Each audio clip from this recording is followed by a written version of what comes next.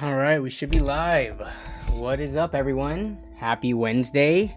Not just any Wednesday. Happy Wednesday. Well, I guess for most people out there, you're not affected, but for me, it is Wednesday before LAN, so I'm super stoked. Only a couple more days, technically one more full day until LAN, because LAN starts Friday morning for me. How's everyone doing, though?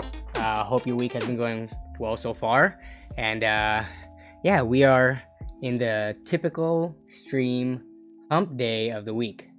Jason Whitmer, always trying to flirt live on stream. This guy. But yeah, we do have a lot of people in the pre-chat, so thank you for everyone who comes here early. Let's see, we got Jason Whitmer, Zool, hopefully I'm saying that right, XEWL, who said they could make it finally, so thank you for being here, Zool. KL130 as always, Mike1360, what is up? Extreme Zone 987, he says, or rather they say, let's see, they're doing well, how's everyone else doing? So, I'm actually a bit tired today. I was just doing some yard work in prep for the LAN, so that we can have like, you know, nice lawn and stuff for when we barbecue and hang out outside. But the weather in Washington right now, it's pretty warm.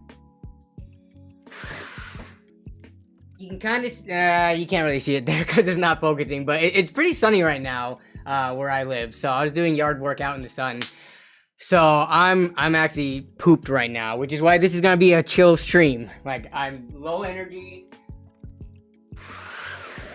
But yeah, we have some stuff I want to talk about, including Jay's tweet.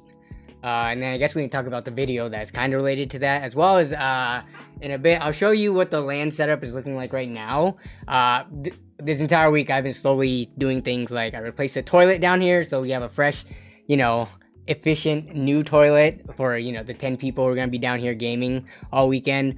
As well as I've been cleaning up because last time we had a LAN party down here in the basement, this wasn't filled with my stuff. It was just, for the most part, pretty empty. So it was easy previously to set up for LAN. But now that I have all, like, my stuff from my upstairs office down here, I had to do a lot of cleaning and organizing to get it clean. So I'll show you that in a bit. But, who else? Hey, Martin's here. What's up, Martin? Yes, LAN. A lot of prep work. Coalition game, should I fly to Seattle this weekend? Chris, I don't know. The thing about, okay, so Chris I've met multiple times in real life and stuff like that. So Chris coming to my LAN I'd be okay with. A lot of viewers have asked like, oh, can I come to your LANs and stuff? And my answer is always no, simply because, mostly because it's a safety thing. Like, the way LANs work is it happens at somebody's house, and, you know, I never know what the intentions of people are, if they come here, if they're actually, you know, like fans or people who actually dislike me. It's just way too risky just to let a random stranger, despite what they may seem like online or in the chat and stuff like that, it's just way too risky to open up, you know, our homes to a stranger, especially with all the stuff that we have and all that. So unfortunately, LANs are not open to the viewers, except for when I drop the videos. That's like as close as, you know, me taking you along for the ride. So let's see, who else do we have? Kevin No, as always, Corona Astro, Shane Eslick from Down Under, as always, Dominic Brown, and Craig Lilly, of course, George, who's asking when this starts. This starts at 5 p.m. every single week. People are using, which, by the way, we do have new emojis. So these are the 3 new emojis. And this is made possible because of all the generous people donating gifted memberships. So the more members I have, the more emojis and icons YouTube allows me to, like, add on. So as we get more members, I can get more emojis, and there's more to choose from. So we got a cheering emoji, a sup one, just because every time people come in here and say hi, I usually do like the wave emoji, but I figured I should get something with me in it, so I can just do the sup. And then there's the crying one for, I don't know, just for fun. So Lucky X Gaming says, hi, will the i5 10400 bottleneck the 3060 Ti? No, I would say that's an okay pairing. There will be some games where it will bottleneck it, but I would say for the most part, if I looked at there's always going to be a bottleneck no matter what, right? If you get a more powerful one, then your graphics card is going to be a bottleneck. I think the 10400 and 3060 Ti is a good pairing, but if you don't have a CPU yet, then sure, get something like maybe the 12400 or 12600 or something like that. But if you already have the 10400 3060 Ti, my advice would be, don't necessarily upgrade yet. Danny Carbajal, did I get gifted membership, or why is there a person next to my name? Yeah, so Danny, you did get gifted at in one of the streams. I don't think it was this stream. It was probably one of the previous streams. So actually, let me give it. So I gotta apologize. So the most recent video, which I released on Tuesday, it was supposed to be out on Monday, but I've just been behind on a lot of stuff. So the video came out, and Christopher Coonan actually pointed out to me, and I have to apologize to not only him but everybody else. The channel membership appreciation list is getting huge. So it's hard for me to recognize like single names missing and stuff like that. So when I finished that video, which was very late on Monday night, it was basically Tuesday morning, I did what I normally do. I go into YouTube Studio, grab my spreadsheets of all the names of people who are members, and for some reason it was missing a lot of names. It was missing let's see, Chris's name. It was missing who else on here? It was missing like a big chunk. I don't know why. Yeah, Doback Slaps was missing on that, and he's the one who gifted a ton of memberships too. So apologies for that, but I think this list should be updated. And as we can see, there's like 118 names here. So I'll do better about looking through the list to make sure that there's not like a discrepancy in the future. But yeah, thank you to everyone who is, whether it be through the gifted memberships or you paid for it yourself. Thank you for the support. So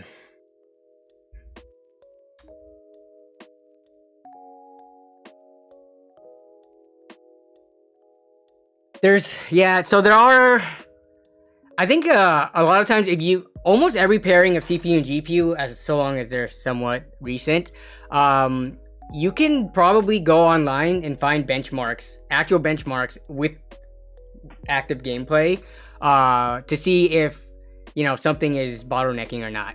So the 10400, I'm sure there are videos of it being paired with the 3060 Ti.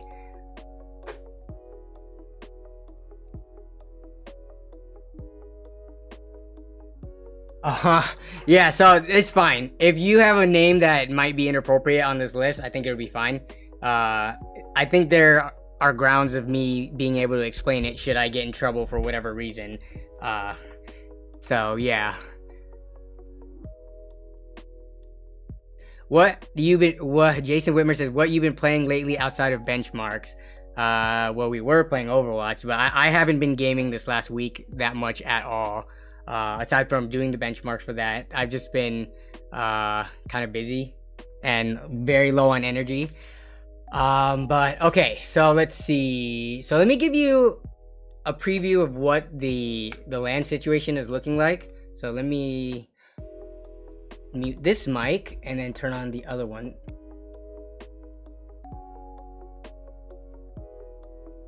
Okay, so the phone should be picking up the mic now. So like I said, I have been cleaning quite a bit. We're gonna be using these tables during the LAN, so I basically need to clear off these tables. So that's gonna be like tomorrow, but this is what the room is looking like so far. There used to be a ton more stuff back there, but I cleaned up most of that. So the plan is to have 4 of these super extra long desks running the entire length this way. I'm going to be moving those shelves because those have wheels on them. So I'm going to be moving all that over here once we move these desks. So yeah, it should be just four tables lined up in 2, so 2 and 2. And yeah, it should be good. And then we do have the bathroom right there, so it's very close by. Being in the basement, this is very cool. So even though we have a ton of computers, this area of the house is very cool. So hopefully, the heat shouldn't be an issue.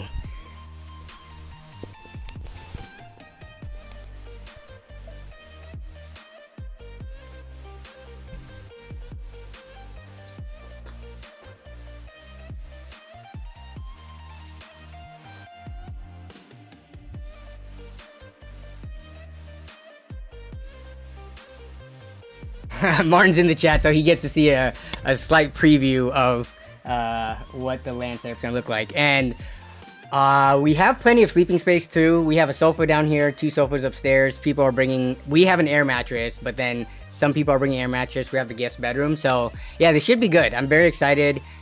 Remember, I built the new grill like last month, so gonna be moving the grill down here to the little patio we have outside. So grilling right outside near where we're gaming. So I'm super excited about this LAN. And we're gonna be doing pho on one of the nights, and then we're gonna be adding some steaks into the mix along with the chicken. So we're gonna be eating good this LAN. But let's see, who gets taped from the ceiling? Yeah. So actually, let's see. Yo, is that Drew in the back? Yeah. That's the guest bedroom. Whoever stays over here is the guest. Okay. Sutmig says, where's the best place to learn about overclocking CPU and GPU? Everything I watch or read has me lost. So honestly, I don't think there's that many good overclocking guides out there in video form. So I know if you look up how to overclock a GPU, some of the most popular videos are actually pretty old ones. I don't think many YouTubers, like the big ones, I think there's always going to be a ton of small channels that cover it. But if you're looking for something from Linus, Jay, Bitwit, or, you know, a large channel, they've made overclocking, like for the GPU, it's usually like a tutorial using MSI Afterburner. Like, Jay has made those over the years, but I feel like it's been a long time since he's made it. So I don't actually have a source. The best way to learn is just to download it and start messing with the sliders. It is very hard to damage your graphics card using tools like MSI Afterburner. The worst case scenario, if you accidentally slide anything too far and apply it, it will just crash real quick, and then it'll recover, or you just need to restart your PC and it's fine. So it's very hard to damage that. In terms of CPU overclocking, that's a tough one because every motherboard, even though they have somewhat similar settings, sometimes some of the overclocking settings are different, or the BIOS layout is just different. So it's difficult to do anything past like just changing the multipliers or like the B clock. So honestly, I am capable of overclocking like the GPU and CPU to some degree, but not like this extreme overclocking stuff that gets into like the very nitty gritty of the settings. So I don't have any guides. If any of you out there who are watching knows of a good guide or like a video or a channel, let us know in the comments. Yeah, Coalition Gaming says new CPUs just turn on any or all self autoclock or auto boost functions and enjoy. Yeah, so I don't think overclocking seems like just a thing that people do as a badge of honor now, or just to say that they're able to do it. But a lot of the like kind of like the auto boosting that comes with graphics cards and CPUs, that gets you a lot of performance already. So if you want to push it any further, it's gonna take a little more effort, and honestly, I don't think it's worth the effort for most people. Like, are you really trying to push that extra 5-10% gains? How much is that gonna do for you in terms of FPS or render times if you're for exporting videos or for doing anything, right? And then you're also, if you want to push it more, you have to pay for better cooling, all that stuff. Honestly, it's fun to do, but I think it's not completely necessary. Ricky says, honestly, it's nice not having to overclock to get almost all the performance out of chips. Yeah, I agree with you there.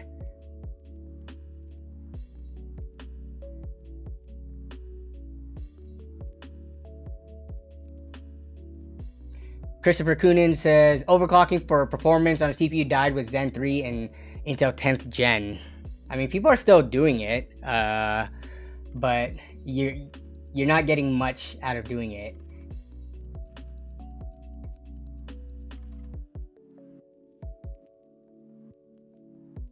Yes. Okay, so Patrick McGovern makes a good point. So in MSI Afterburner, there's a setting that says auto start with Windows. Don't do that in case you have to restart, because if you accidentally lock in some crazy overclock and it's stable for a little bit, then eventually crashes, then when you're gonna have to like go through safe mode and all that stuff. Do not lock in an overclock until you're pretty confident that it's stable. Good point, Patrick. Okay, so let's see. We're 15 minutes in the stream, and the first thing I want to do is talk about Jay's tweet, which was a few days ago. And this is not to stir up any drama or anything. I just thought the tweet was a little bit out of touch. And mind you, I've met Jay in person once. It was at LTX. He was super chill, super cool guy. I think Jay in person is different than Jay on YouTube, and is different than Jay on Twitter. Would you all agree with me on that or not? Jay comes off differently. In person, most people, I would say, are really cool, nice, and chill. So that's one thing you have to realize when it comes to like your favorite content creators. Most people in real life, if you had a conversation with them, they're super nice and chill. And then on YouTube, I think Jay's fine too. So, some of his videos, I think he called people idiots for if you're waiting or something. That may have been a bit much, but Jay on YouTube I think is for the most part fine too. On Twitter, I think Jay is a bit abrasive at times. I don't know why, but he just is. So let's take a look at the tweet that is in reference to the thumbnail here. So we'll go to the browser. Okay, so here is Twitter. Jay tweeted this out on July 17th, so that's what, 3 days ago. So he says, legitimate question. In all of this, GPUs are too expensive because of potential 4000 series launch. I haven't seen anyone say RDNA cards are too expensive even though they are just as old. So he's referring to a lot of people are complaining that why are NVIDIA cards still sitting at not even, I guess some of them are under MSRP now, but why are they sitting at MSRP or higher? Despite being, some of the cards are like 2 years old, some are 1.5 years old, because they stagger the launch, right? But given the age of the cards now, and with the next series of cards around the corner, you know, why are people saying that it's too expensive? But he hasn't seen anyone say RDNA cards are too expensive, even though they're just as old. Am I missing something? Then he gave us two options to vote for. AMD gets a free pass, and then AMD is overpriced too, which 74% of the people said AMD is overpriced too. So I actually, did I even vote for this? Does this green mean that I voted? I'm not sure if I voted for this. Or is this green just, I think this green just means because it's bolded here. I think the green just means whatever won the poll. I don't think I voted for this because I didn't like the two options that he gave us. Oops, let me catch up on chat real quick. Green means it won. Okay, so it means it won. I didn't vote. I did give a response though, but I don't like how he said AMD gets a free pass, because what is so free about it? You can find every single AMD card, and I responded this to him, for under MSRP. There's some make or model or AIB for every AMD card that is below the MSRP of what it launched at. So I don't think that's getting a free pass. I think AMD cards they should be cheaper than that, because again, it's been like 2 to 1.5 years, depending on which specific card you're looking at. But I don't think it's considered a free pass.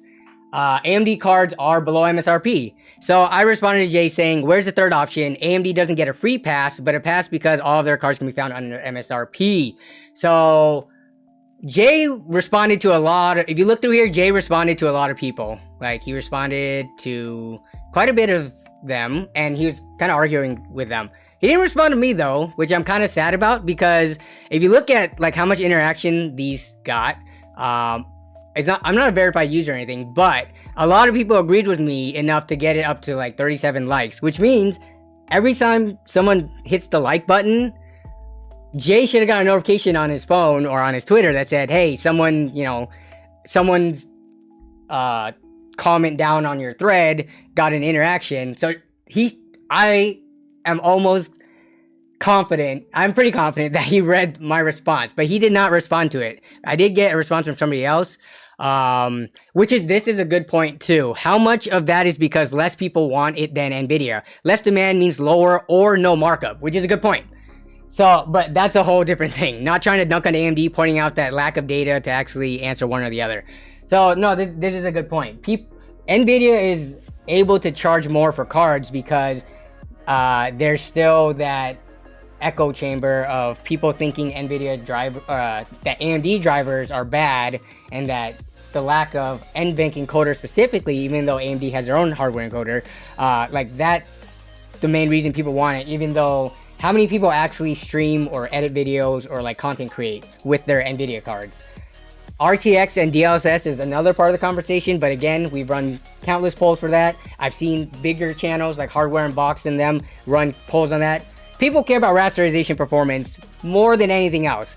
So the fact that NVIDIA is still beating AMD by this much, it is just because I think a lot of people are not aware of how good AMD cards are now. And I'm not, disclaimer, I'm not being paid by AMD at all. I wish AMD would pay me to promote them, but I'm using an AMD card right now just to prove the point. But yeah, so I think Jay's a little bit out of touch. Like, does he not look at Newegg prices and stuff like that? In his video, he only talked about NVIDIA cards getting price slashes, and that was on 3090s, 3090 Ti's, 3080s, 3080 Ti's. He basically looked at all the cards that were like $1,000+ and said, oh, hey, look, those are being slashed. And it's not because, you know, NVIDIA is doing it out of the goodness of their heart. It's because no one's buying these cards. Not many people out there have $1,000 to spend on just a graphics card alone. Most people just have like $1,000 spent on a whole entire build. So I don't know. I felt like this tweet was out of touch. I wish he would have responded, because I think he's completely ignoring a huge thing here. Like AMD cards, I bought the during Prime Week the 6600 Power Color card for $250, but you can find most 6600 for like $280 right now. I also had another response. So then so someone here responds to Jay saying, I see some 6900 XTs for below MSRP currently, which we saw that 6900 XTs, I think, what was the MSRP supposed to be, like $1,000? They're down to 800 pretty easily now. You can always find at least like one model around 800, so that's a 20% reduction from MSRP. And then Jay responds with, so are 3080s, 3080 Ti's, 3090s, 3090 Ti's.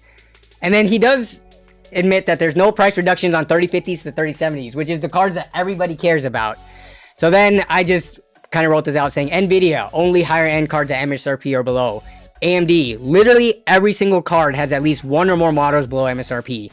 And then, you know, what do you think people care about? 3070s and below or 3080s and above performance? So this one got a lot of interactions too, but Jay didn't seem to want to respond, unfortunately. So, I mean, to be fair, he probably gets like thousands of notifications a day because of how much of a following he has on Twitter and YouTube and all that stuff. So he could have not seen this, but I don't know. He did respond to a lot of these, you know, to other people. So yeah.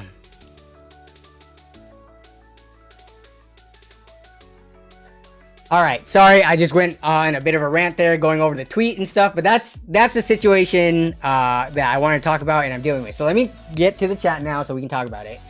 The MSRP needs to be brought into context. What do you mean by that, Kill 130? Yeah, 3080s are not below MSRP, but I think let's take a look at Newegg real quick. So I think they might be, if you consider the, you know, the markup from AIBs. So we look at the cheapest 3080. The cheapest 3080 is 720. That's, oh no, that's a 3070. Man, come on, Newegg. Why are you showing me 3070 Ti's and tricking me? Okay, we do have a 3080 right here for 770. So that's 10% above MSRP. But then the AIB markup, that's usually what? Anywhere from like 20, 30, 40, 50 bucks. If it's Asus Strix, sometimes like 100. But for a card like an MSI Ventus, the markup on this usually is not up to 770. This would have been like maybe a $750, $740 card relative to MSRP. So yeah, 3080s you can't even find for less than that. What are 3070s? I think those are going for 600. Yeah, 3070, 600. So that's 20% higher than the 500 MSRP with the, and then you can make your adjustments for AIB. So oh Jason, it was 740 after rebate. Oh my goodness, thank God we have rebates. You know, the thing where you gotta clip out portion of the box, send in a piece of mail with a stamp, you know, contributing to killing trees and stuff like that. What? Stop being so mean. Melissa says I'm being mean right now, but I'm getting riled up just because of all the bull crap we have out there right now. But this is the #1 bestseller for a 3080. But yeah, $30 rebate card. Honestly, I just don't do rebates anymore. I used to do rebates, especially earlier on in the channel when I was trying to like push a lot of prices down on like the super budget stuff. But now it's just not worth the time. I'm just gonna find a different card that's just priced accordingly. Look, I did a Newegg rebate recently. Oh, is it? Is it all digital? Didn't have to mail anything. Well, the fact that they're holding on to your money, and if you for some reason fill in your address or name wrong, or like, I don't know, if you mess up the rebate process, that's kind of bullcrap. Like, I'm done jumping through hoops to get $30 back later. I would rather just buy a card that is priced right, or, you know, has better value than this. Kevin Ngo says, if it's $20 or more in digital rebate, I'll do them. So the last rebate I tried to do was with the Cooler Master NR200 case through Amazon. And they denied my rebate. I don't know why. It was the first time I've ever had a rebate be denied. They didn't tell me why. It was just sent back to me. And at that point, I just said, screw it. It was like 10 or 15 bucks. I'm not going to bother. But yeah, I'm just done. You are nerd on a budget. Do the rebate. Nah, I'll just wait for a sale that... or just buy a used card for much less or something like that. I think people are starting to see 3080s for under 700 now, so yeah. Actually, hardware overclocking. Yes, Buildzoid is a good channel for OC stuff. I agree. A lot of Buildzoid's videos though are very long, and I'm not sure if I've seen like a pretty consolidated. I guess maybe if you want to overclock, maybe you should, you know, be ready to watch like 30-minute, 40-minute, hour-long videos. But I think whoever was asking for videos for overclocking guides, I don't know. For me, it's hard to follow a video that's that long versus something that like, you know, Jay has made, which is like a 10 or 15-minute MSI Afterburner quick overview to overclock. So yeah, Buildzoid, he makes great stuff, but he gets super technical, so it might take a while to pick up like everything you know, that he does. Coalition Gaming says, but budget means any budget, not always cheap. That's true. It depends on how it's used. You can have a $2,000 budget for your next PC build. So I mean, it depends on if you're using it in the context of like a noun, adjective, or verb. I'm budgeting for my house, which, you know, could be any price. So...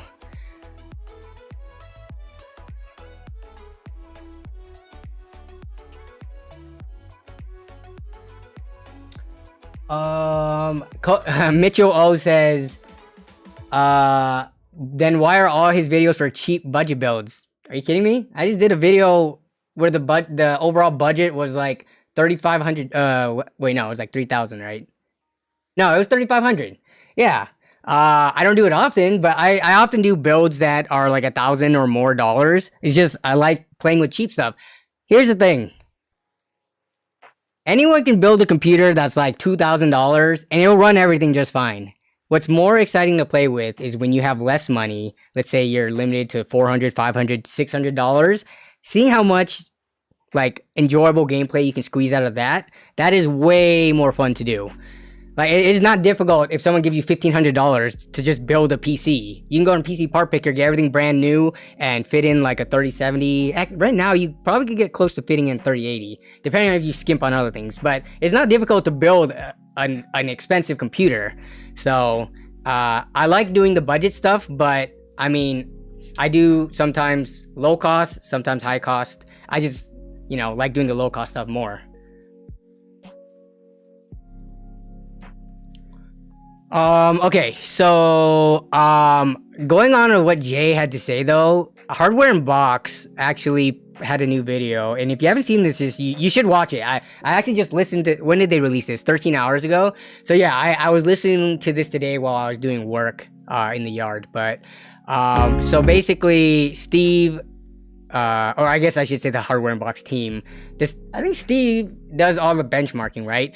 But first of all, their benchmarks are like second to none. He did a 50 game benchmark, which is crazy. The amount of time, like, so for my benchmarks, like this last video, I think there's 10 different titles. I tested at 2 resolutions, but it was only 1 card, 2 resolutions, 10 titles. To test 50 games, to do multiple passes across 2 graphics cards, and I think, he did 1080p and 1440p. That's crazy. But if you haven't seen this video, I'm gonna link it right now just because honestly, I appreciate so much like the work that Hardware and Box does, as well as like Gamers Nexus and all the other channels. But so this video compares a 3050 to a 6600. This kind of is related to Jay's tweet because, well, the 3050, you still can, I don't think you can even find it for, let's see how much this costs. And I'm only using Newegg as a reference right now, but it's pretty reflective of like Amazon as well. Let's see, what is the cheapest 3050 we can find right now? $330 still. That is the price of it. That is the MSRP actually of a 6600. But if we look up a 6600,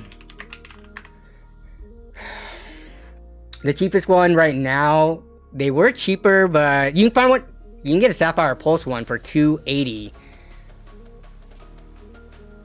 That's $50 difference, and the 6600 beats the 3050 pretty much in every single game at every resolution.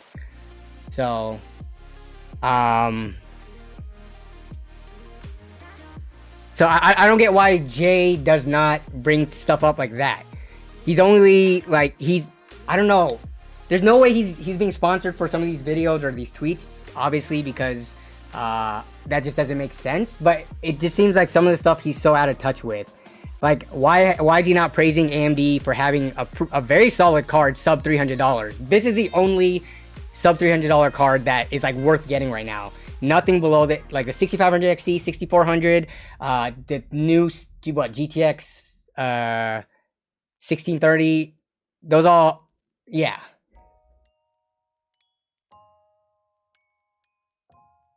The MSI mech one is even cheaper. Yeah, this one's, oh my god. See, okay. So let's run a poll. We haven't run a poll tonight yet. Which card are you buying? 280 without rebate.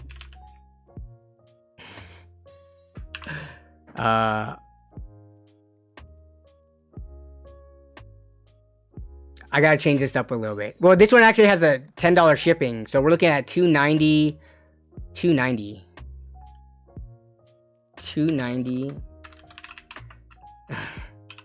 with $20 rebate.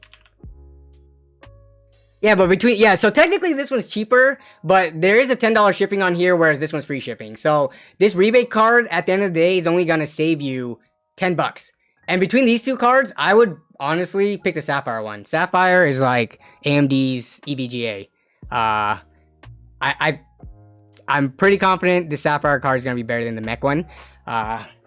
Don't quote me on that though. Just based on previous cards though. Let's see, what are people buying?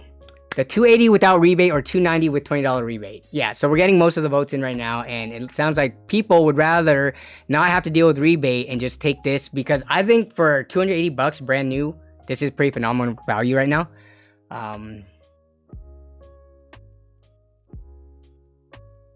Jason plays games too, probably going used Nvidia over those. Jason plays games too. Which used Nvidia card are you getting for 280 bucks? That's gonna be 2070 maybe, right? Is that how much 2070s are going for?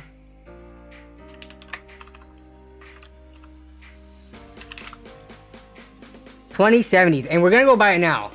Okay, one of my pet peeves with I think so. Linus made a video recently about a $500 build, and some of the stuff in that video caught my eye. We can talk about that in a little bit, but I do not trust people who reference bid prices and cherry pick the lowest prices from eBay. Buy It Now is the most representative of like what cards are actually going for. So a 2070, like this is parts only. Let's see, parts only. So when are we gonna start seeing ones that aren't parts only? We have open box one for, so it's like 275-ish. But if you go to the bids, let's see, all listings, and we're gonna go by sort by ending soonest, right? So we have this one. Hey, this is a 2070 Super. It's going for 330. It's a super one, but this one has 9 minutes left. Unless they're looking at the bids that are about to end, I don't like it when people reference sold listings when there's like a ton of high price ones and then they like cherry pick the lowest one. I think in Linus's $500 build video recently, he referenced like a $170 RTX 2060, which is like the most unrealistic price ever. And I think that's like super misleading.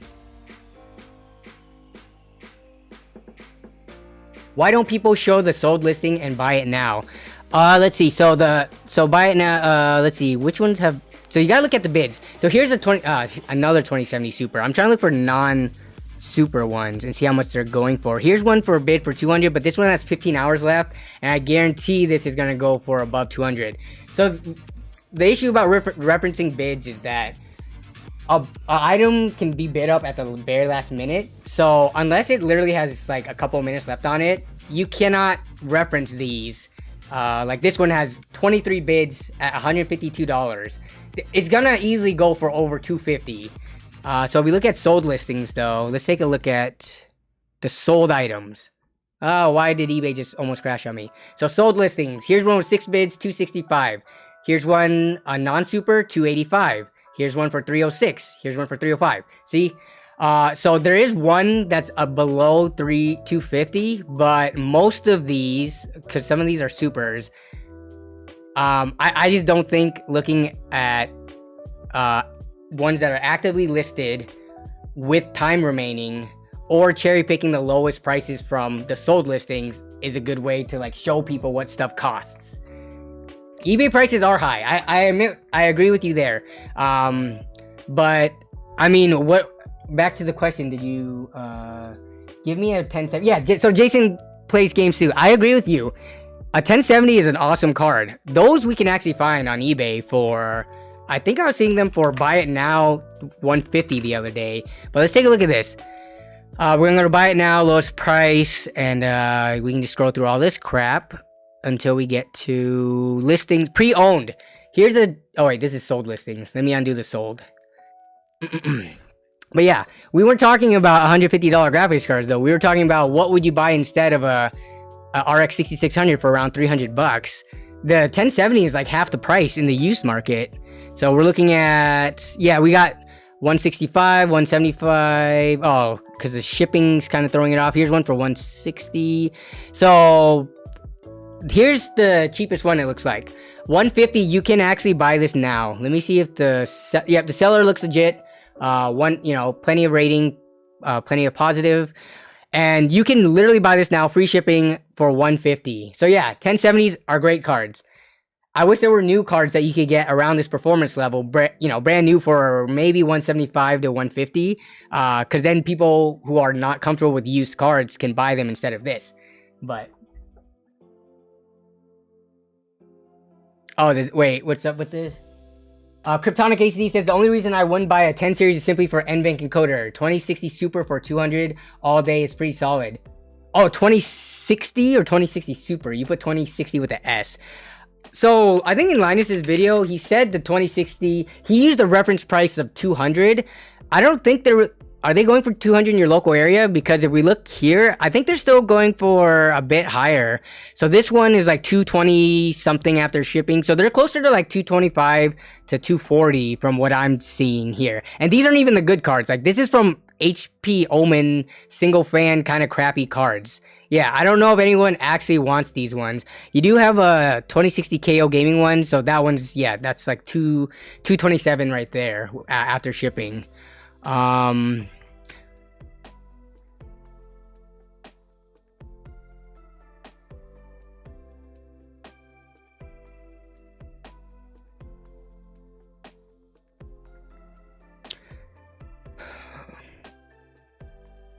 But regarding Linus's video, let's bring that up real quick. So, cause when I've watched it, I was like, and I made it through the video. I kind of did not, I didn't agree with his tactics of like, assuming certain prices for cards and stuff. Where is that build? Oh, 500. That was 2 weeks ago. Man, how many videos do they release? So many, like a video a day, right? So 2 weeks ago was like this many videos down. But here's the $500 build that Linus did. And in this video, I think have y'all seen this video, by the way? Let me end this poll. Which card are you buying?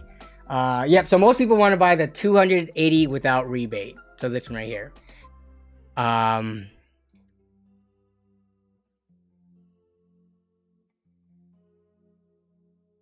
Oh, hey, it's Joel just said, oh, what did I miss? I offered a guy, let's see, okay, I'll keep my 6600. What? Dang, sorry, I'm missing a ton of chat. Either chat's going by too fast or I'm just talking way too much. I'm sorry. So,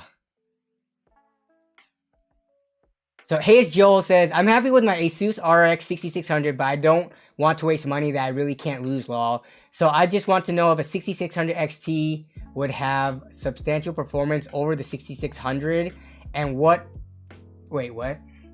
and what cash plus trade with the, okay. So you have a 6600 and you want to upgrade to potentially a 6600 XT with some cash on your end, if that's right.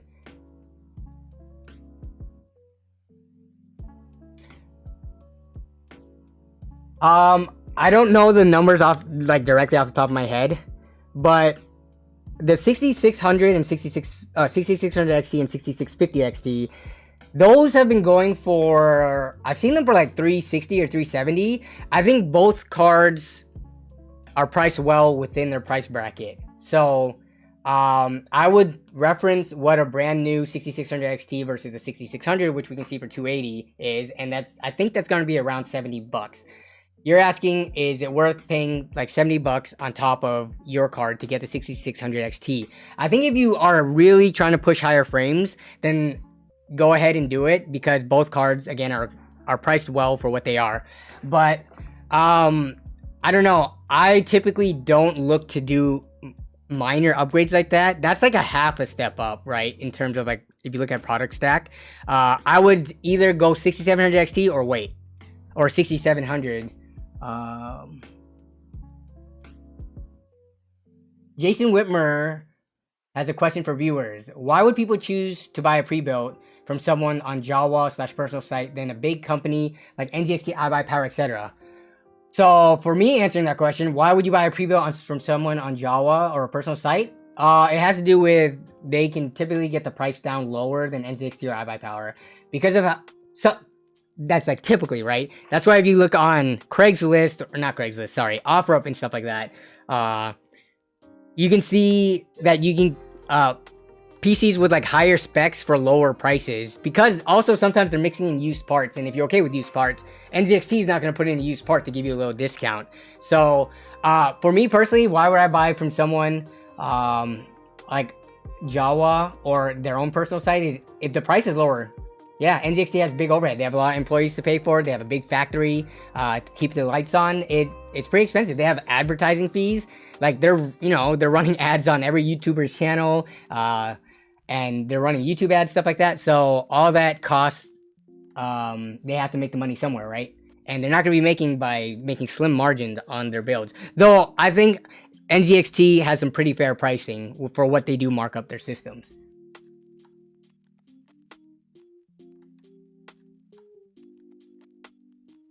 Is the warranty worth it to people? It depends on how comfortable you are with your own computer. So if you are comfortable with, hey, if something goes wrong, I can put on a YouTube channel and try to troubleshoot it. I think, yeah, Well, the warranty I think a lot of these companies give is what, 2 years, or is it 1 year labor, 2 years parts, and which is like based on the manufacturer, right? But I mean, I don't know, when I go buy a TV from Best Buy or something, I don't buy the warranty with it. When I buy electronics on Amazon, they're always trying to get me to buy a warranty. I never buy a warranty on it. So I think computers for the most part are pretty durable. If the person who built it knows what they're doing and you don't get dud cards, then you should be fine. Yeah, Kale130 says, I usually never end up using warranties. Yeah, me neither. Though I've only bought like a handful of them. But most of them, I would buy warranties for stuff like my house. If I'm buying an appliance or something. Though I think for a washer and dryer, I did not buy the warranty. But that is stuff that I would be more like considering to buy it. Because, you know, it's not just like a hobby. I guess for my computer, I shouldn't consider it too much of a hobby because I do YouTube and all that. But still, with computer stuff, I'm comfortable with fixing it or troubleshooting. Things for my house, like if I like replace something major, an appliance, yeah, I would want a warranty because I don't know how to fix that stuff. And I need a professional to be able to do it, depending on what it is. I only buy from places with a set warranty. Costco, yeah, Costco is pretty good about their returns and stuff like that. Love Costco.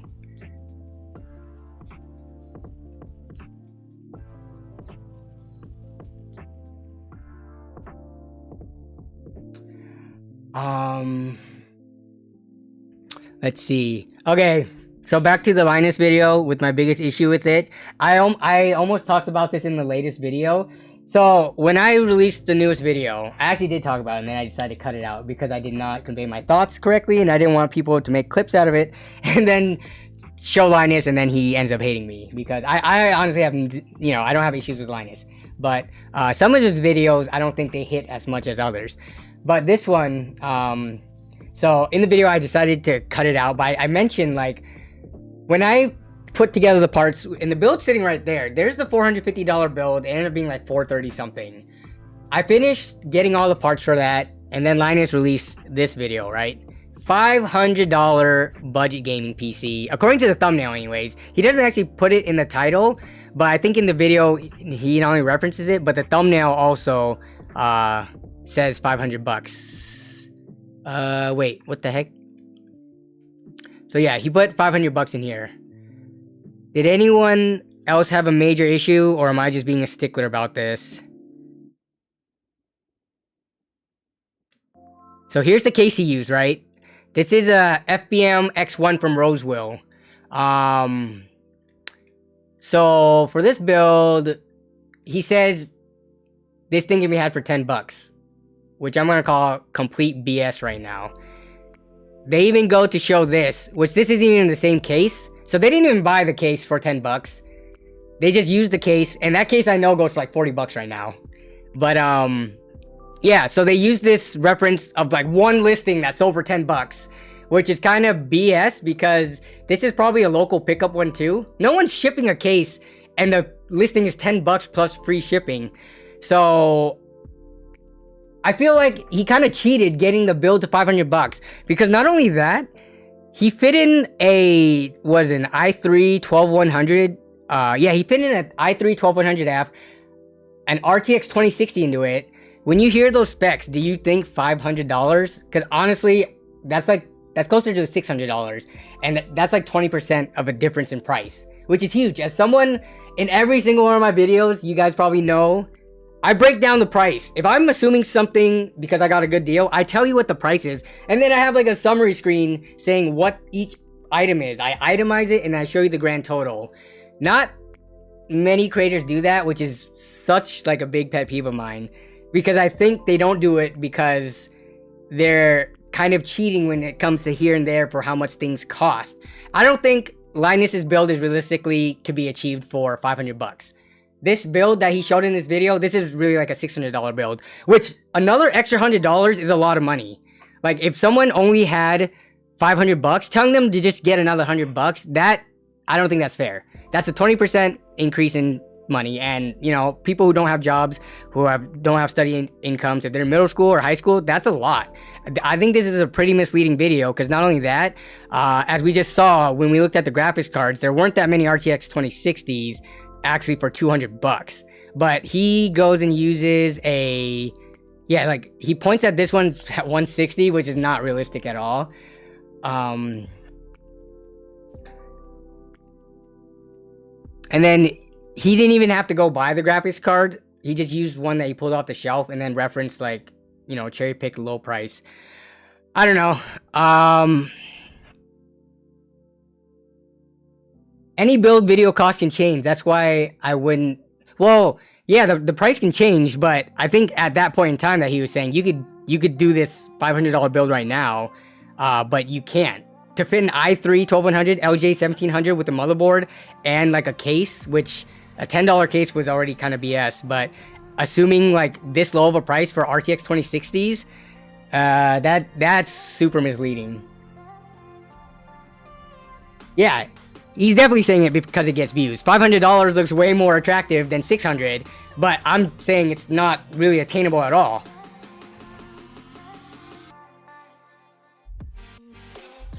Raven says, Nerd, do you know any good PCs for around 500 bucks? Yeah, the PC that I just showcased on the channel can easily be done for 500. It's probably, I got like, what good deals did I get on that one? The SSD I got for under 40 bucks because it was on sale. Normally they go for like 45. So the build that I showed on the channel recently, you can get like a GTX 1070, 10th gen i3. All that can easily be done for under 500. I was able to squeeze out for 430, but yeah. I think you're being strict. If 10 of us go build the same PC with used parts, they will all cost different prices. Mitchell, oh, I agree with you. But I don't, if 10 people go to try to build an i3 12100 system with the RTX 2060 in it, those 10 PCs are all going to be around 550, if not 600 bucks.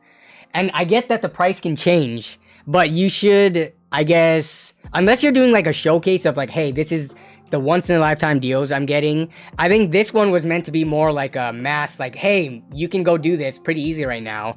But to assume like a $10 case, which yeah, that just seemed a little bit not genuine. I don't know.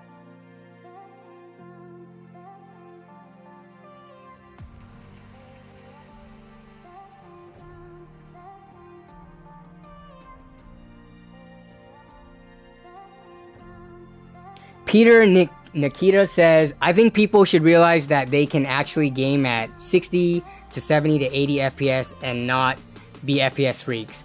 I somewhat agree with that. A lot of here, can you enjoy here, we're gonna run another poll.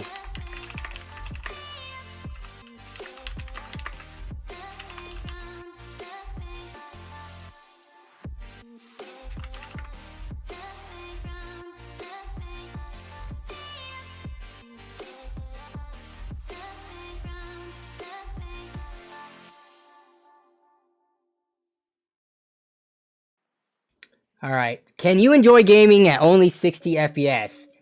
I can enjoy gaming at 60 FPS. I do it all the time when I'm benchmarking like the low-end systems. I have a good time when I'm playing like Halo Infinite, or like Apex and things like that, so. Oh yeah, assuming 1% lows are good. Like, we're gonna assume that 1% lows are good.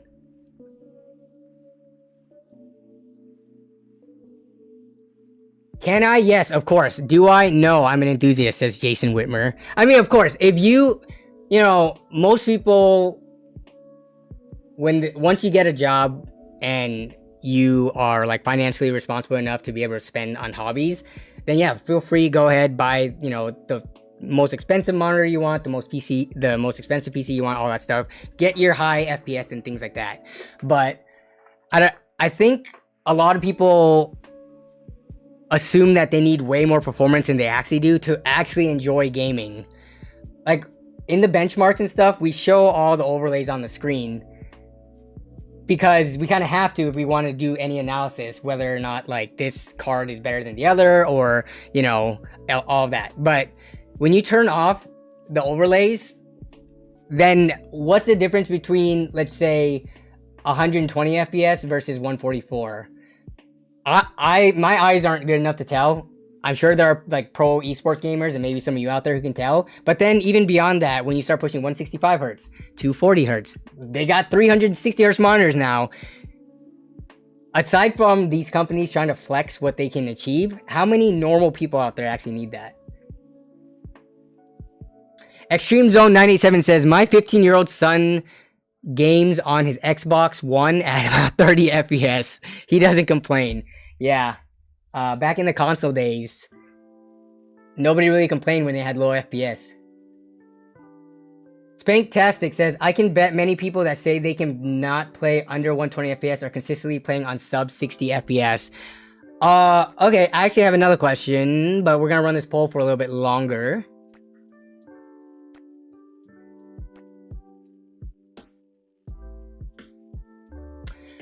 Christopher Coonan says, I'm rocking a 2002 Cadillac STS, 2002. For freak's sake. My PC is worth what my car is. Don't be me. So I think I'm getting to like that point with my car. So I drive a 2009 Yaris, which has like, is busted up. It's got a dent on the side. It's got like 140 something thousand miles. It's probably not worth that much now, considering how old it is and the damage to it. Probably like a few grand. My PC isn't worth that much, but it's starting to get to the point where like my PC is just way nicer than my car is. But then again, I don't really care about cars. My car gets me from point A to point B. It doesn't make me happy to like have a car so I can flex on people, and hearing like you know, like the engine purr and all that stuff. I don't really care about that stuff. So that's why my PC is a lot nicer than my car. I care about my PC and I use it way more than I do my car. Yeah, the Yaris is just broken in with those miles. My goal is to take the Yaris to 300,000 miles. Hopefully it can make it that far. It's about halfway there. You'll get 500k? Okay, I don't know about that. Yeah, I still have a lot of time left on the Yaris. And if anything, but when the time comes, I probably won't sell it. I'm pretty sure my mom wants it. So I'll probably give it to her. She has a nicer car than my Yaris, but I think she likes the small compact car.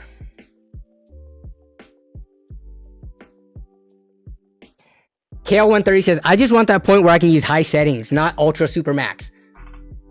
I agree with you there, but in the like the GTX 1070, which an RX 6600 like kind of beats by a ton, you can play on high at 1080p with good frame rates with its RX 6600. But did you see the benchmark results for the GTX 1070? Aside from like Cyberpunk, which with FSR, Cyberpunk actually ran pretty well on medium. But aside from like the crazy AAA titles, because we did have a 6-year-old graphics card, you could play a lot of games at high still with the 1070 and get, you know, enjoyable performance.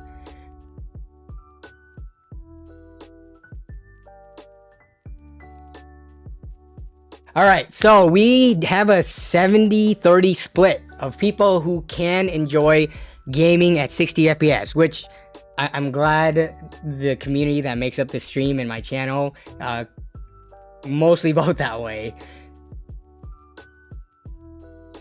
Thanks for the water reminder, Chris.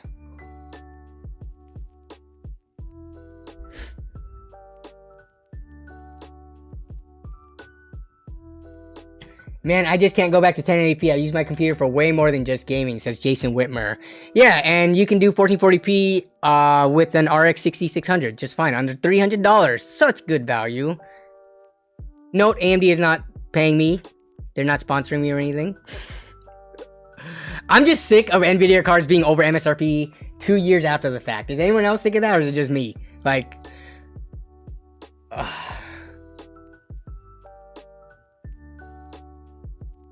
Oh, what is this? We got some porn spam in the chat. Let's see. Hide this user from the channel.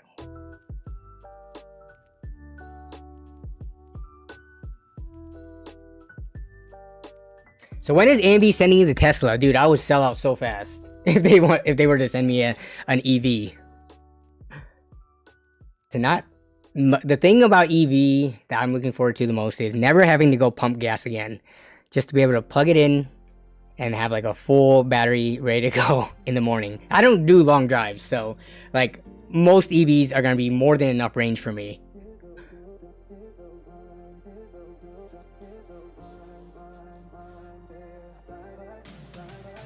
Alright, we're about 1 hour in the stream. Like I said, this is going to be a pretty chill stream, aside from going over Jay's tweets and then looking at prices of graphics cards and stuff. I wanted to mostly hang out with chat, but if anyone does have anything they want me to take a look at on Twitter, feel free to tweet it at me and we can take a look at that real quick. But until then, until we get some of the submissions going, I'm just going to be reading chat. So, let's see.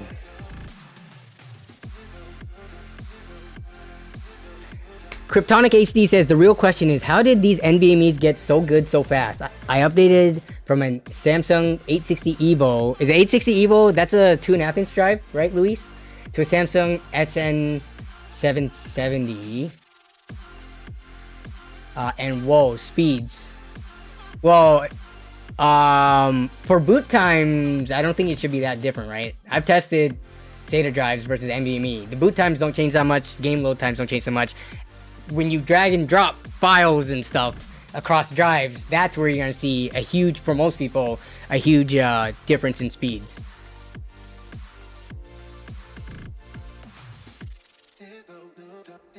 Hey, Michael Revolt, have a good night. How's the gas mileage on your car? It, depending on city, average is like 32 miles per gallon. Based on like me driving.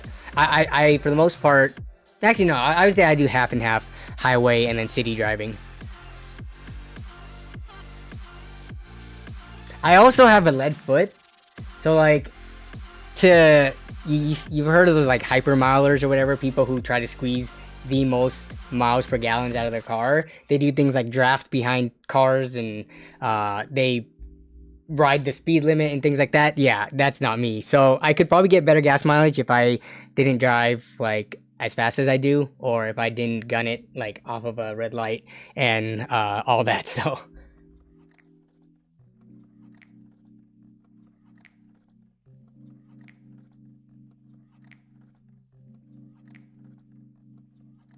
Jason Whitmer says, why do people fear electric vehicles? I swear people feel like they're personally attacked by the thought of them.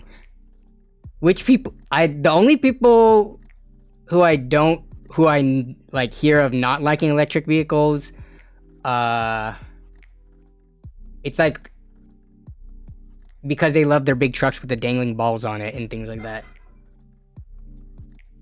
Or the people who think it's like manly to like have a car that has gasoline still, which I totally don't get that complex.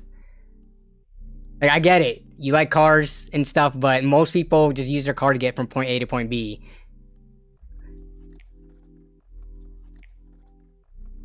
Most people don't even track their cars. They have like these nice sports cars that they soup up and put all this money into, and they just drive the speed limit for the most part around. So, yeah, I don't really understand. Commando Kodiak says, Jay is sponsored by EVJ. I think Jay has done EVJ sponsor spots, but in the tweet that we were just talking about, as well as like his latest videos calling people idiots for not buying graphics cards right now, I don't think those were sponsored at all. Yeah, Jay's not. He would have to disclose it, and I don't think Jay is like lacks integrity to clearly have a sponsored video not be disclosed. I just think, like I said earlier, he's a little bit out of touch with regards to what AMD is doing for gamers right now and what Nvidia is doing for gamers.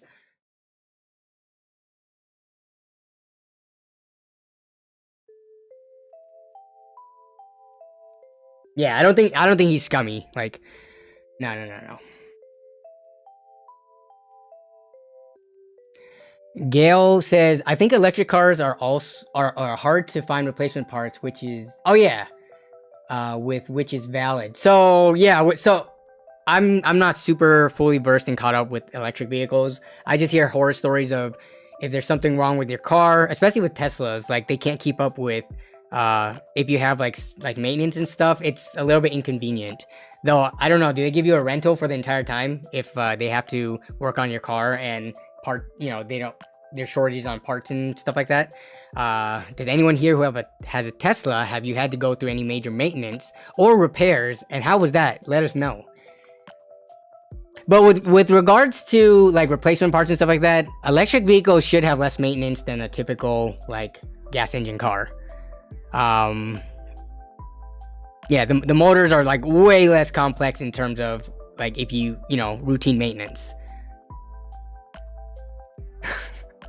Kryptonic HD says, are you investing in FaZe Clan? So I saw something on Twitter, like they went public and then their stock price dropped pretty quickly. People are saying that's normal because when people are selling off, but yeah.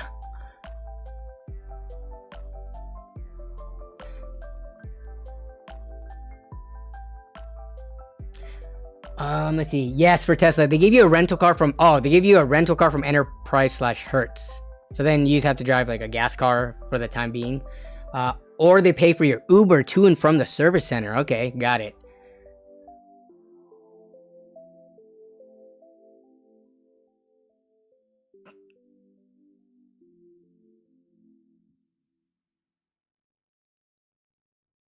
People make up issues and worries about EVs. The battery costs 40K to replace. Like, bro, it's 10K. Yeah, I mean, EVs are going to be the way of the future. So people just need to get with the program or continue to drive their cars. But it wouldn't surprise me if, if the government makes it more difficult. Not anytime soon, because I think we're really far away from everyone being on EVs. But in the distant future, like they're gonna make it so that you're gonna have to pay way higher on your tabs and taxes and stuff like that if you still want to keep an archaic gas engine car.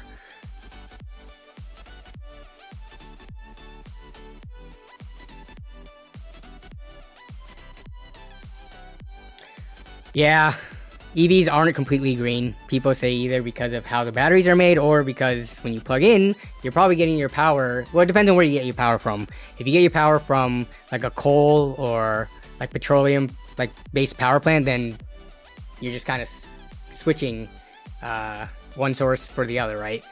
But it all depends on where you live.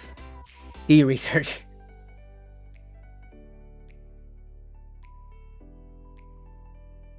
It's not that EVJ is sponsored Jay. He has always admitted that he is a huge EVJ fanboy. It's fine to be a fanboy, honestly.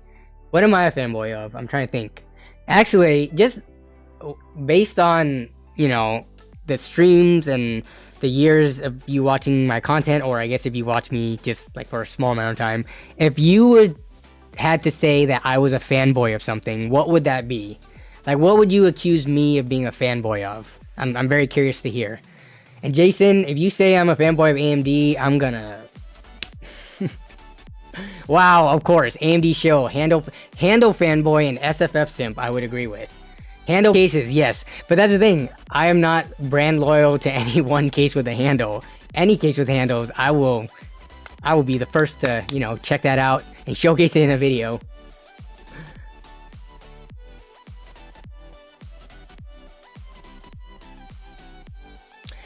Does NVIDIA market way harder than AMD? I guess, what would we, if we were to just, in this discussion, what would we say are the forms of marketing that these companies do? Talking about like YouTube ads, just like running sponsorships on channels. Like what is the marketing? Like what is the most effective form of marketing that these companies do? I'm trying to think, because I don't think, just based on my YouTube, Twitter, and all the usage online, I don't feel like NVIDIA markets that much more than AMD.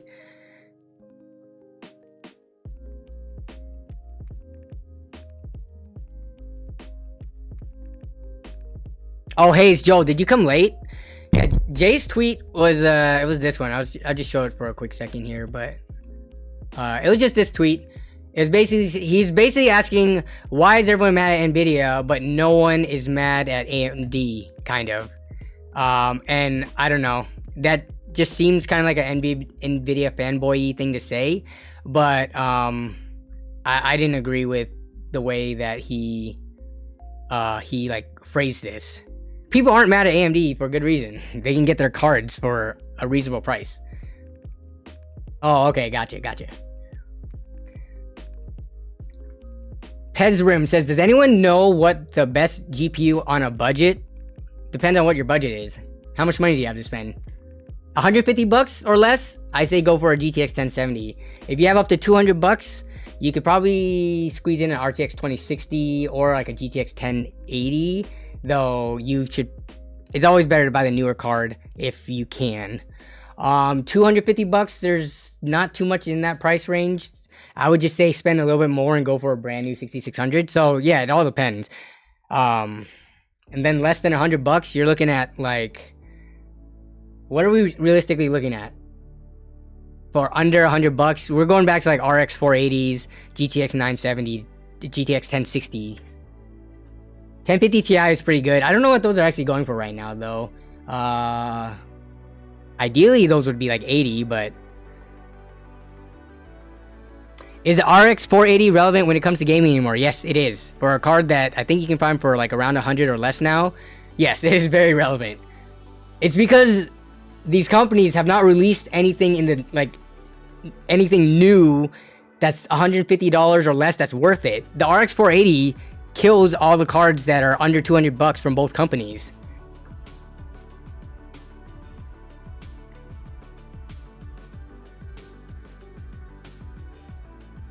If you go those normie shop, it's always advertising brands like Alienware, powered by Intel and Nvidia. Oh, you're talking about like Best Buy and stuff like that? I guess. Yeah. Nvidia shoves out cards to people to get people talking.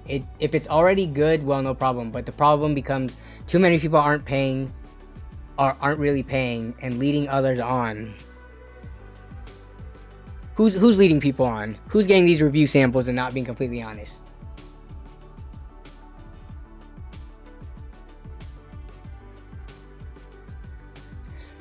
Nvidia owns Digital Foundry. That's their main YouTube marketing. Is it? I don't really watch Digital Foundry too much, so I wasn't aware of that.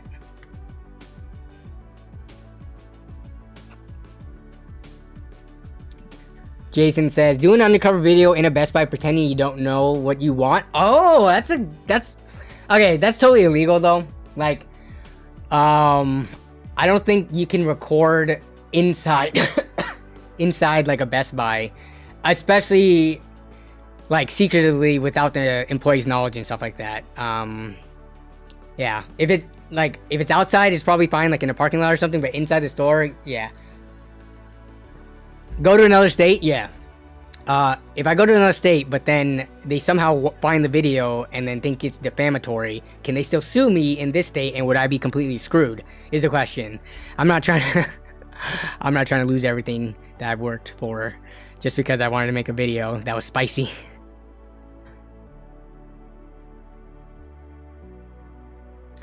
Patrick says, I love Sandy Bridge, but it's finally starting to show its age low now.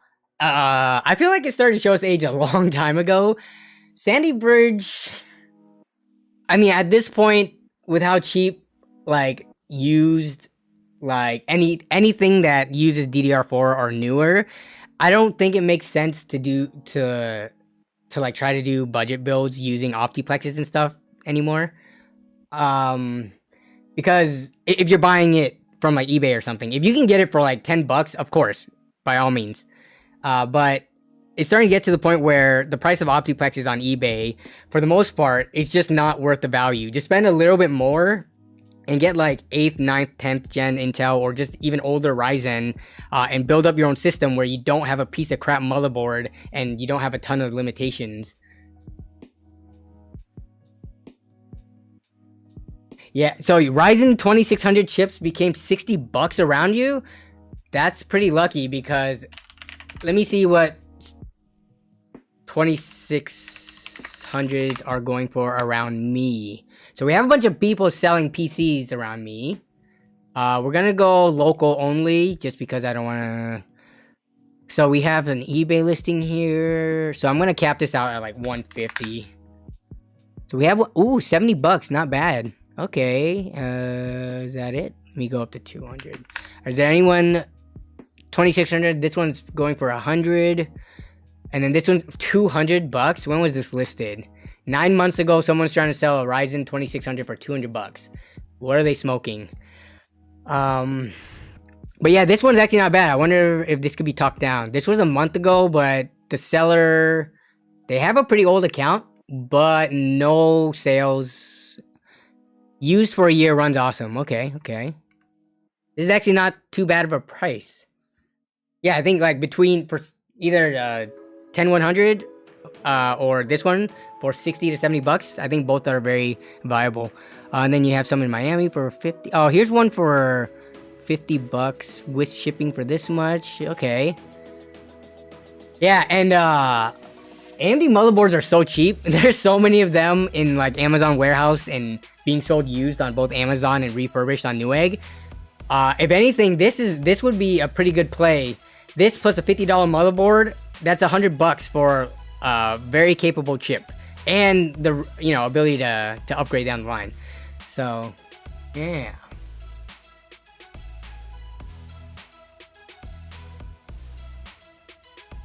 Is there a realistic need to upgrade from a Ryzen 5 2600?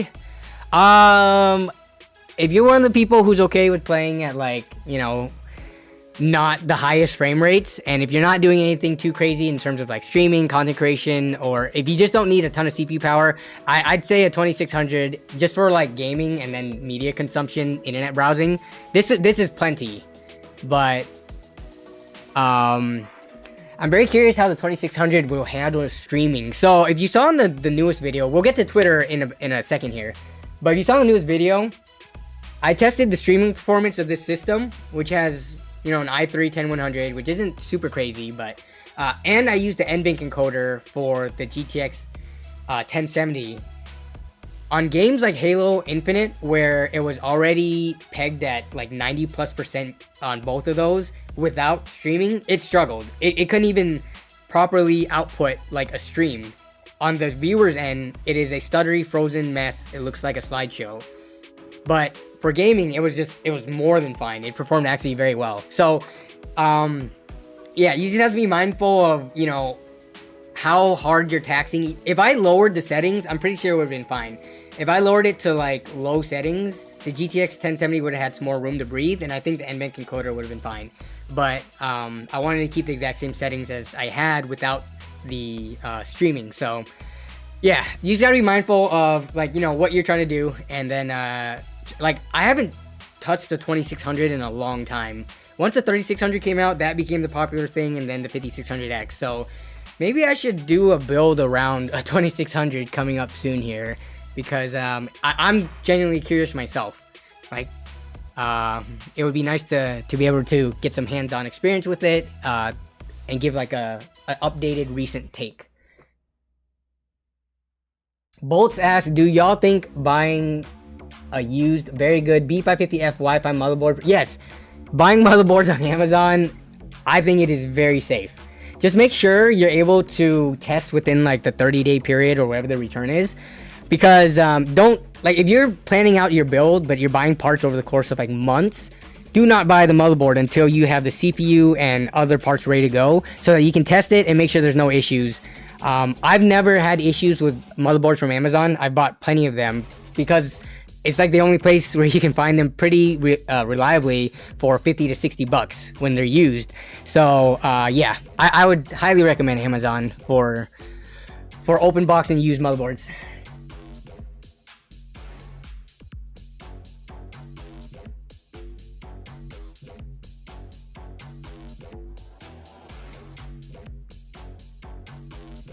Extreme Zone 987 says, gotta go play Fortnite with my son later, y'all. Hey, take it easy. Oh, I needed to ask something about that, but let's go real quick and take a look at what we got here in terms of oh man, and we gotta talk about the whale land. So okay, so let's do some Twitter user submissions real quick, because I said I would do them. Oh, every time the captcha. Every single time. Bus. Bam, bam, bam. Oh, what? Did I miss a bus?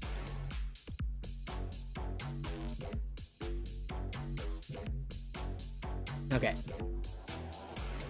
Hey, take it easy, Hayes, Joe. Okay, for some reason, I need to slow down because I'm not hitting all the buses, apparently.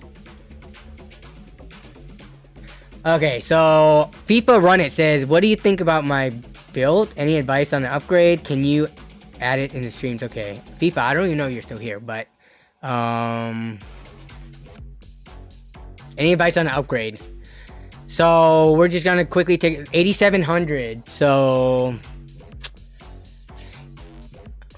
this is still the 6-core 12 thread, which is crazy because their i5s are now 6-core 12 threads.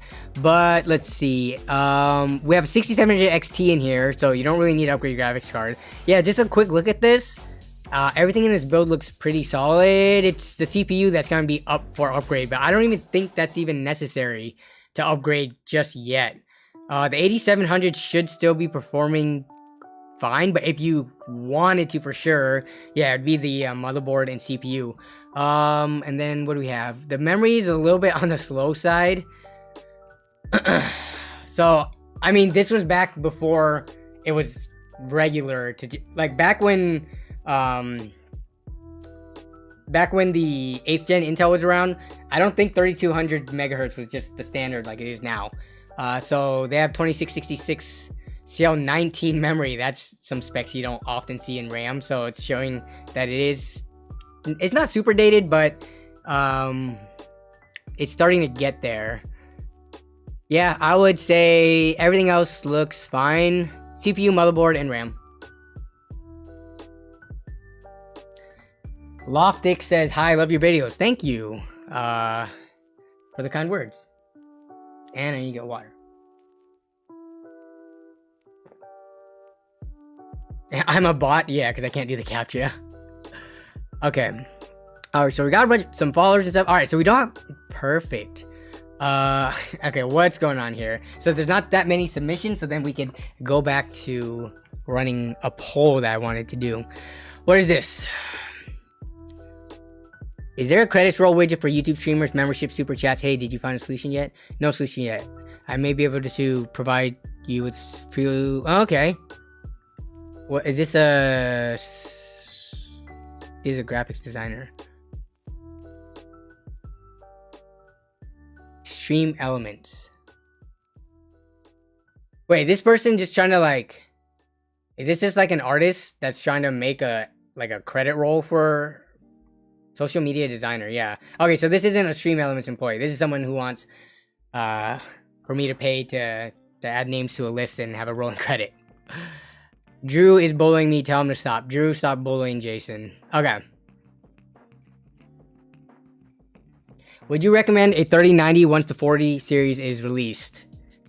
Actually...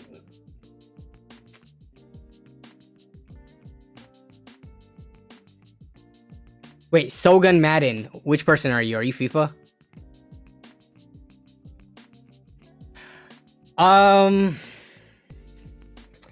Would I? No, I honestly don't think a majority of people would ever need a card more powerful than the 80 series that whatever generation that NVIDIA pops out. Like, people have never needed... Okay, I'm going to take that back. The majority of people don't need that much power. So a 3090, even when the 40 series releases, I don't know if that's going to be the play. I think the 3070s and 3080s, those are going to be way better value. It's either that or you just go with, you know, the lower end 40 series cards. Like, do you really want to deal with the 3090 and, like, the power supply it requires and the connectors and stuff like that?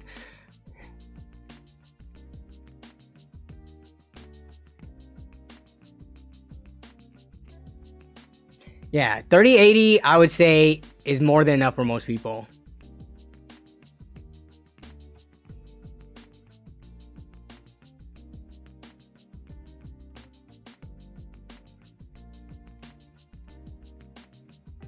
Okay, so I had a question with LAN coming up, since I think there's quite a few people in this chat that actually plays Fortnite. So I've actually, I think, convinced the LAN crew to try Fortnite. We played Fortnite in like one other LAN, and it was just like meh, because we just played the so we played the battle royale, and we made 2 teams, and then we queued up at the same time, and then we found each other, and then we rolled with the big squad, which I think is like it's illegal in the game or whatever. So, but that was the only time we played Fortnite. But they have so much that you can do in custom games now, and they're open to trying Fortnite. What do you think the best game modes would be for Fortnite to play during LAN for 10 people? Let me know so I can write them down, and then we could try to do it for LAN. Creative? Wait, creative? Yeah, but like which creative map? Like which games that people have made? We played some of the deathmatch stuff on stream before, but like for the LAN setting specifically, where everybody's in the same room, what would be a super fun game where people can yell back and forth at each other and stuff like that? Let me get my sticky notes up. Fortnite games to play. Creative has free-for-all maps. Okay, so you're just talking about like deathmatch, where you just kill each other, that's it? There was that hide and seek game where you hide as items, but I don't think that's gonna work because people are sitting next to each other, so in their peripherals they might be able to see. Prop hunt, yeah, that's what it's called, prop hunt. So prop hunt, that works normally because most people are playing just in their own room with other people online, but in person, I think prop hunt, whoever is the person who's it, I think you might be able to see in your peripherals. That multiverse game is amazing. Wait, what's up? That new multiverses game. Hey, it's Martin. Wait, what multiverses game? Is multiverses, is that a Fortnite thing?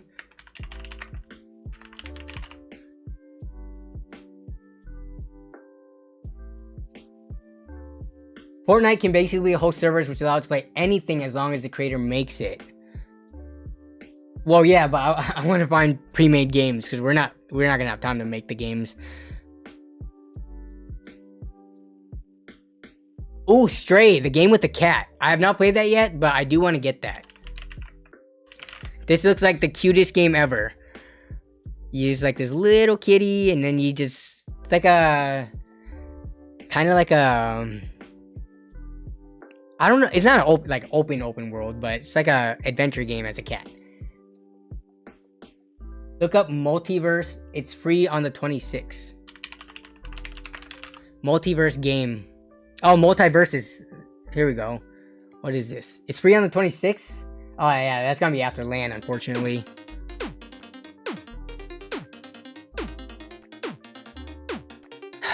The Multiverses is at your fingertips as you battle it out in intense 2v2 matches. 2v2? That's it?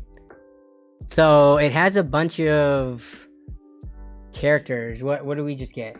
LAN hype, says Jan. Loftix just tipped. Why is the super chat not showing up? Oh, it's because it was through Stream Elements. Okay. I have a GT 1030 and an i5 CPU, and I really need to upgrade my GPU because the 1030 just really isn't cutting it. Do you recommend anything? Or maybe I'm not selling anything. I don't have anything to sell. If you're trying to upgrade from a GT 1030, go for even like a 1050 Ti or 1060. Those can both be found for under $100. That's gonna be the best, like, bang for buck cheap thing that you can buy right now. If you have 150, try to find a 1070. But yeah.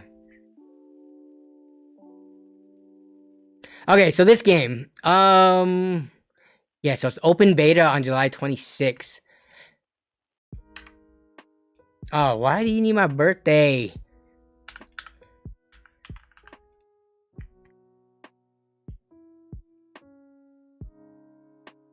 So what are people saying about it's free on the yeah, but Multiverses only has a 2v2 format, 1v1 or 4-player free-for-all. So this doesn't host everybody. So this would just be stuff that we play on like downtime, but not something that we play as an entire group. You get the drop to unlock.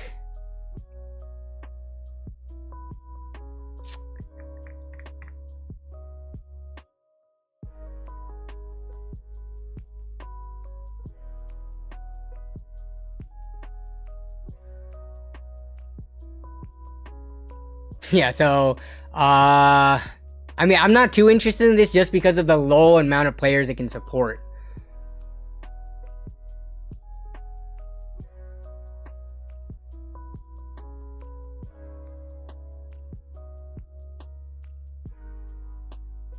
Creative Death Run Squid Game Prop Hunt. Okay, so that looks like the games that I'm going to be looking for on Fortnite. So let me write that down.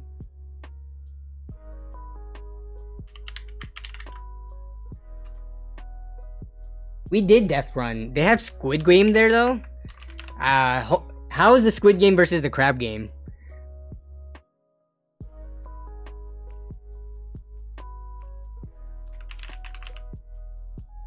And then also, because I'm a complete Fortnite noob, what does it even mean for something to be creative?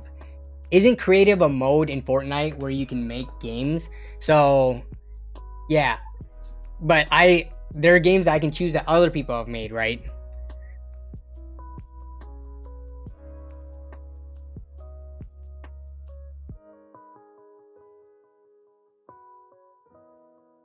Yeah, okay. So yeah, we'll be playing creative, but I just wanted the specific like the custom games that other people have made that you know of that would be fun for 10 people. But so it looks like Death Run, Prop Hunt, which are games that we played on stream before, but there's nothing more than that. I could have sworn people made like a ton of games on Fortnite.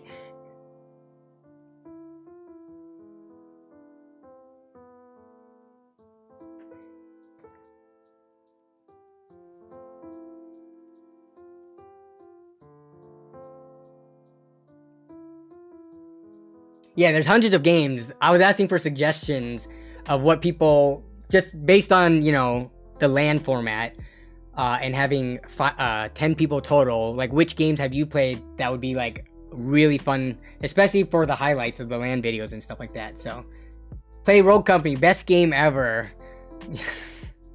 I guess we could play Rogue Company, but it's very tactical. Rogue Company is a game where you can't just pick up and do well. So I would have an unfair advantage just because of how much I've played compared to everyone else. But I mean, honestly, I just found out that you could in Halo Infinite, which can host like 20 something people, so that's more than enough for us.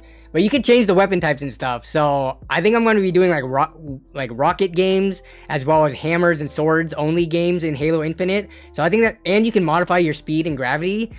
So I think I'm gonna be doing that. So I'm trying to find stuff like that where it's like, you know, it's gonna be super fun to play and it's gonna be really good for the LAN video highlights.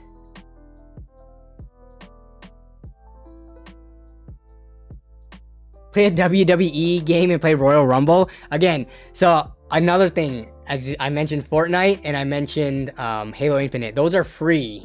Any game where we have to get 10 people to buy, that's probably not going to cut it unless it's like a game that costs $5 or less. It's just because it's not worth it. It's not worth buying a game that people don't really care about outside of LAN. So yeah, Halo Infinite I'm very excited about. I need to text the group and make sure they have that on there, because you can do a lot in Halo Infinite. Capture the Flag should be super fun too, King of the Hills, but the ability to modify what your loadout is, as well as the speed and gravity, that's gonna be super hectic when everybody has swords and hammers moving at 3 times speed and like half the gravity, flying all over the map.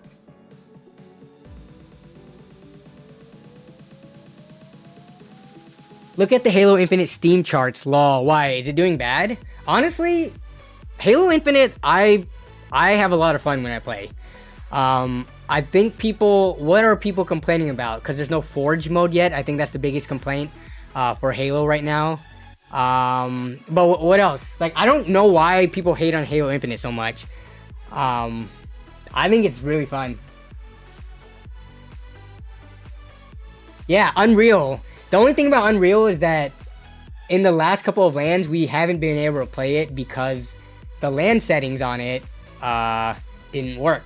Only like half the people were able to find the games, and even though we like mess with port forwarding and people's firewalls and permissions and stuff like that, we cannot get everybody into an Unreal game. So that's why I'm starting to look at like Splitgate is another one that I think we should play, as well as Halo Infinite. Lucky X Gaming says, can I answer one more question? What's the question? Kryptonic HD says, only the real fans keeping it alive. I still play, but queue times are bad. Yeah, I mean, I don't know. Maybe once Forge comes out and there's more custom-like games, Halo Infinite will bounce back. But, yeah, it kind of sucks that the player base isn't as big as it was when it initially launched. I think it's a pretty polished game. I don't think it's that buggy. Sometimes you run into hackers, but we run into hackers almost every game we play. So, not every game, but like every other game also has hackers, so... yeah. Splitgate we haven't played that for a while, so that should be fun as well.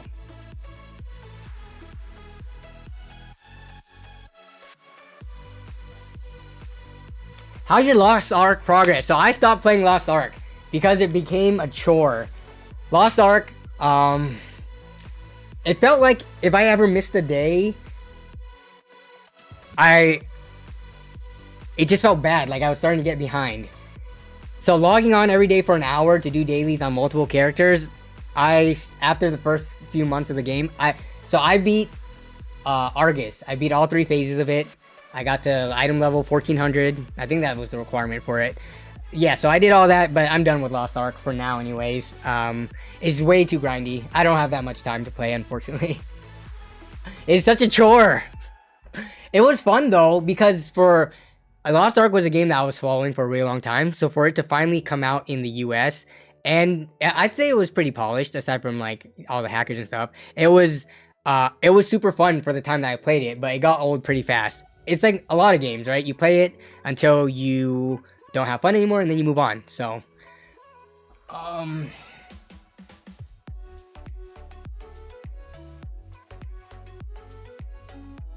if you are under 50, play sports for real. It's more fun.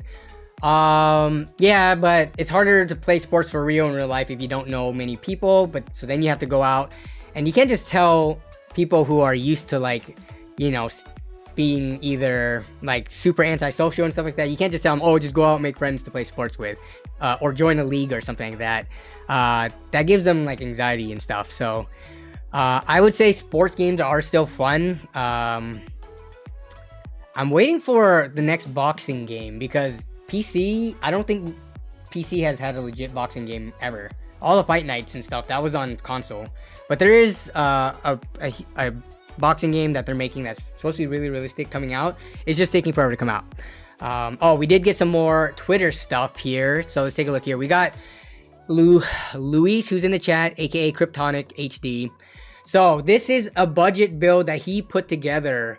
Ryzen 5 2600 for $60, GTX 970 for $60. Very solid prices so far. RAM, Luis, you gotta tell me how much RAM for $30. I'm hoping that's 16 gigabytes. Because if that was 8 gigabytes, that's not good value. But yeah, I'm just gonna assume that's 16 gigabytes. Your power supply for $25. Okay, we don't know what unit it is, but it looks like an EVGA, maybe like a 600 watt or just some cheap EVGA unit, like B stock maybe. Case for $30. Oh wow, you got an NZXT. Which one is this? The H510 for $30. NVMe for $25 new. That looks like $25 new. Is that 500 gigabytes? So the grand total is $285. Oh wait, bands for $15. What is the total? Let me take a 60 plus 60 plus 30 plus 25.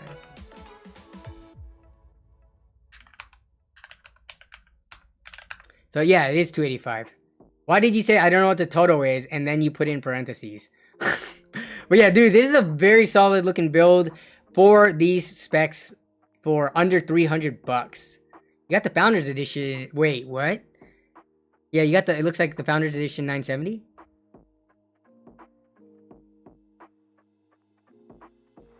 Yeah, very, very nice, solid performance for the price. Thanks for the submission. Fro, let's see. We have live stream while playing some Dinkum? What is Dinkum? I've never heard that game. Couldn't think of a better way to spend the Wednesday night. Thank you for the support, Fro Saggins XX. But here is their setup. VR right here. Let's see. This huge TV up. Doesn't this strain your neck to have to look up like that? Like, I have a monitor that's not that high up. My monitor's up here, but I also don't reference that monitor too often. But to watch something, I guess you might just be listening, and because while you're focusing on the game.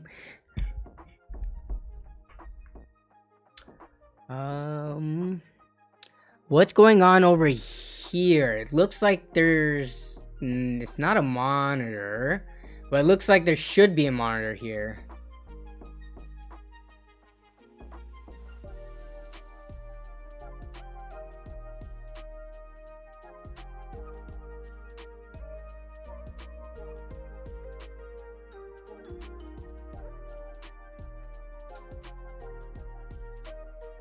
For a small monitor is on top, it's 24 inches, and the bot is 27.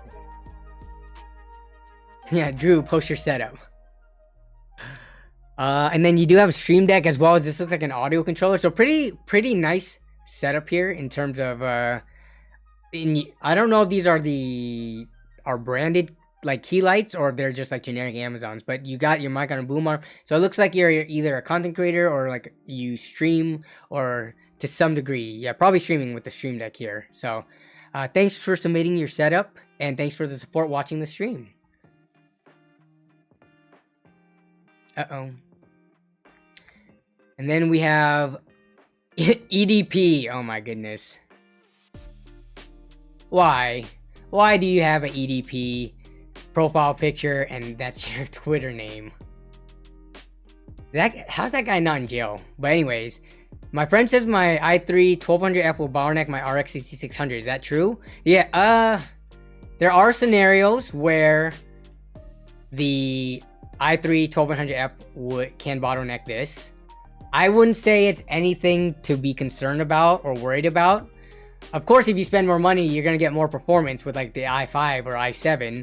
But this combination is a really good pairing. These two, this graphics card and CPU, they work really well together. Any amount of bottlenecking that will come from it, it's not a big deal. And then you know what you can do? You can change the settings to push the bottleneck onto the RX 6600. You can change the resolution. You could play at almost max settings. And yeah, you can, stress this way harder. Then what is your friend going to say about it? So I kind of hate people who are super sticklers on bottlenecks. Unless this was like a Sandy Bridge i5 with like a RX 6600, then yeah, we can start talking about bottlenecks. But we're talking about entry level like graphics card and entry level CPU from the most current generation. There's not going to be that big of a problem, and anyone who's making a bigger deal out of it, honestly, I'm going to say they don't know what the heck they're talking about, and they've never actually tested components. But yeah, so EDP, I would say this is not anything to be concerned about regarding bottlenecks. And I'm not going to say it is not going to bottleneck it. Of course, there's going to be situations where it will bottleneck it, like a little bit.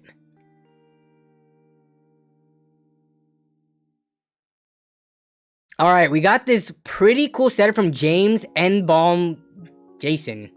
I'm always super curious about what people's names are versus their tags, because this has Jason in it, but this has James. So are any of those their name? Maybe, maybe not. Okay, but they're showing their P3 desktop build, 3600X, X370 crosshair.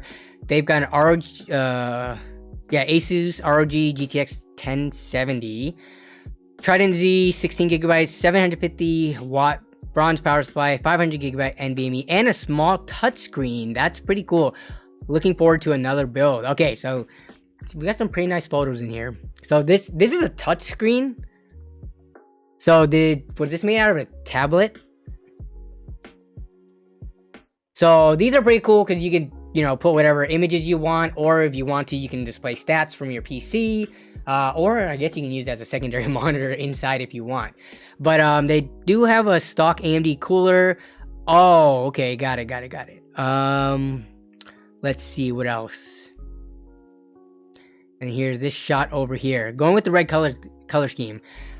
This screen looks pretty cool. And are we looking at zip ties right here holding it into place? I like that it's being held up by zip ties, honestly. Just based on the way that this case is, you know, this open style chassis is, zip tying stuff to it, especially with the way it has these holes for like the utility of being able to basically attach anything to it with Velcro or zip tie. Yeah, I really like this. So thanks for the submission. I'm going to call you James because that's what your profile says. Oh, wait, so James, you're Jason Plays Games? Okay.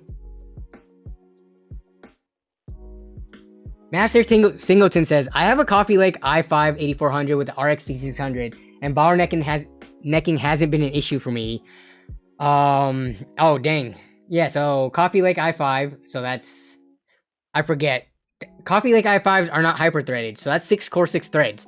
And you haven't had issues, yeah. So, yeah, I don't think there should be any issues with the 12th Gen i3s.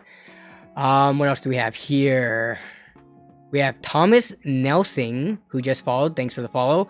As well as JQ. So these are going to be the last two to end it before I just hang out with chat for the rest of the stream. I actually did way more talking and got way more riled up than I was planning to. Remember at the beginning of the stream, I said I'm so tired right now after doing yard work and being out in the sun. But yeah, I'm starting to feel it now. My energy levels are coming down, so... Alright, Thomas Nelson, my desk is messy, so yeah, just imagine it is a 5900X and an Asus X570 motherboard in the case instead of a 9900K, and this is my setup. Okay, so you got your 9900K in here with a... What figurine is this from? I do like the kind of like light baby blue tealish with the pink kind of like synthwave kind of color scheme going here. Yeah, I really like the color scheme. And then you have it in a 011 dynamic, not a mini, a full-sized one, with your monitors and keyboard desk setup here. So very simple and clean setup. You do have a Logitech C920, which was the webcam that I actually used for a really long time until I upgraded to the Elgato face cam, essentially. But yeah, nice. And then yeah, your PC build goes well with the color scheme. You can see the pink and the teal and stuff here in your wallpaper, so very nice. Cable management could use a little bit of work, but honestly, this isn't... I guess it could be worse if we looked at an underview, but from here, it just looks like some stuff could be bundled up. But very nice setup. Thanks for submitting, and yeah, I'm gonna pretend that it's a 5900X and not a 9900K.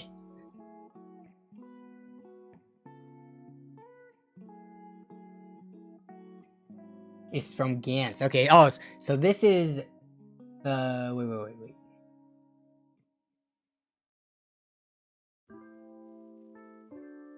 All right, and then we have JQ, Ryzen 5 3600, EVGA for the Win 3, 1080 Ti. Question for y'all: do you think this is a bottleneck? I would say this is fine. Corsair RGB 32 gigabytes, 3200 megahertz, NZXT Z63 280 AIO, B450F from Asus, EVGA 650 power supply, 500 Samsung SSD, 2 terabyte, Barracuda, and the NZXT H510 Elite. We only have one picture, but we've got white. So let's see, and then we have like a model Audi card right here. So it's just a PC. The 1080 Ti. Okay, so I'm curious what the color scheme is going on here, because we do have white fans in the front, which this should all be controllable. So we have white going on here, then we got purple on the inside, and this too, because I've had these for the Win 3 cards. You're able to change this color. So this one I think was set to blue. So we got a blue, pink, and white. I'm just curious why that color scheme instead of something that's like all the same color. That's the only thing that looks a little bit odd to me, but otherwise, I mean, it's a solid build. Some of the parts are, you know, starting to get to be a few years old now, more than a few years, but this is still a very capable system.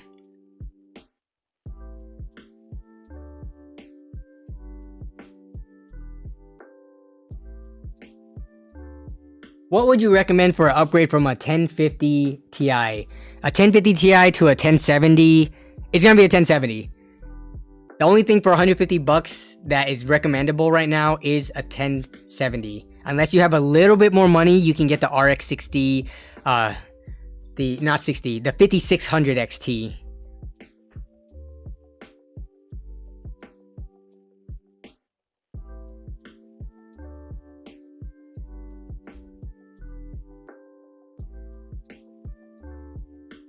Yeah, if you're playing at 1440p or 4K, which honestly, like, when this card came out, it was like, you know, they would always do the, like, this is capable of 4K, but if you're trying to push modern titles, it's gonna be hard to run at 60 FPS 4K with this card.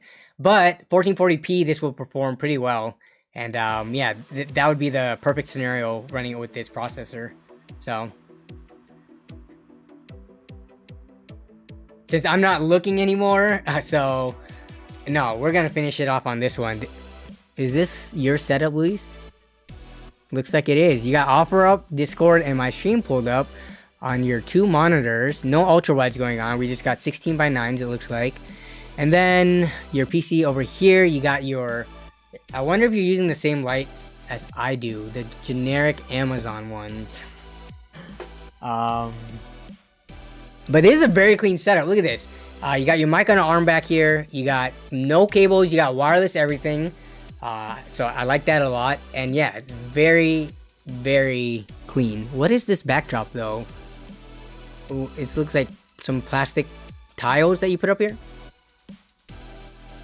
I've never seen Black Clover. Is that a good anime? Should I watch that? Yeah, I do not recognize this character.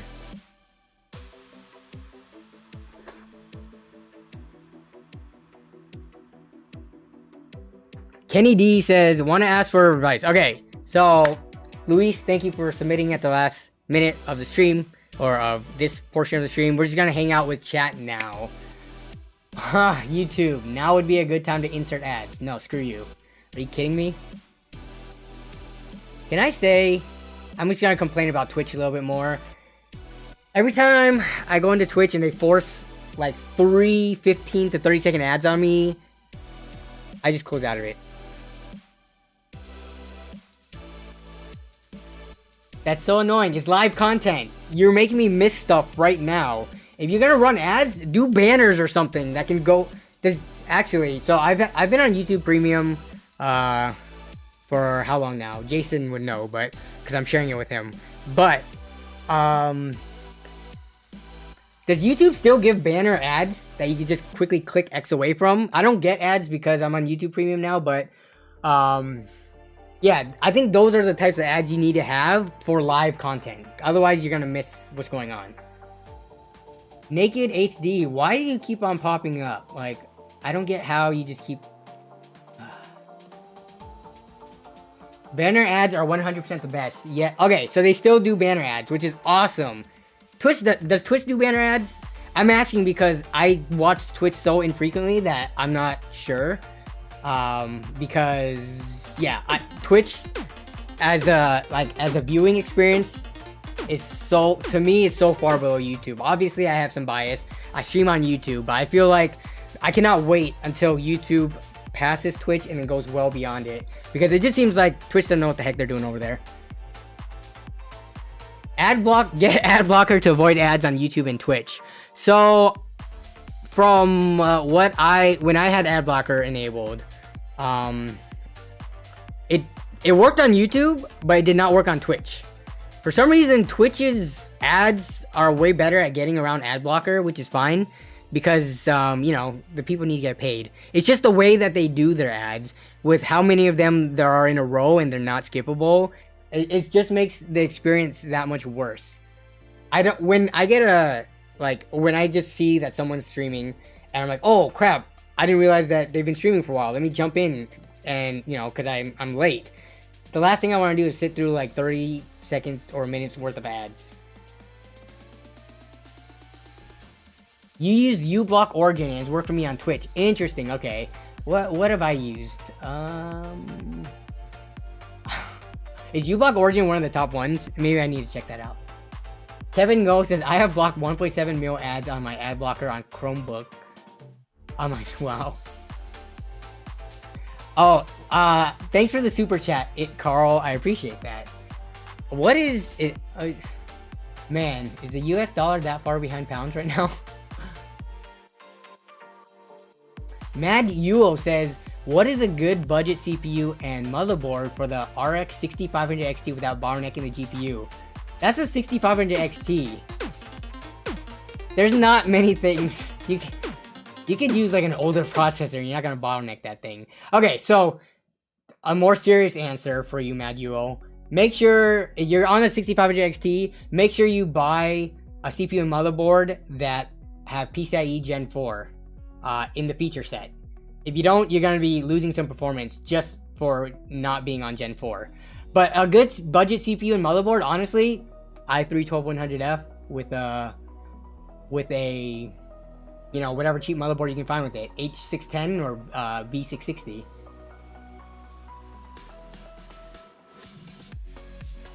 Leonard Martinez says, just wondering how you feel about the state of World of Warcraft. Do you think the Dragonflight will help the game's state and possibly bring it back? I don't know. So with the Dragonflight, you can only be one class. I hate it when Blizzard introduces a new race and locks it to one class. That just seems like such a waste. They can have so much more potential if you let the dragons be warriors, hunters, mages, things like that. But it seems like such a waste. Demon hunters are locked to elves, I guess. But I don't know. They've done it in the past. I just feel like for the demon hunters thing, it makes sense that it can only be elves and you can't be like a human demon hunter and stuff like that. But for the dragons, it just feels like they should have opened it up to more classes. But I don't know.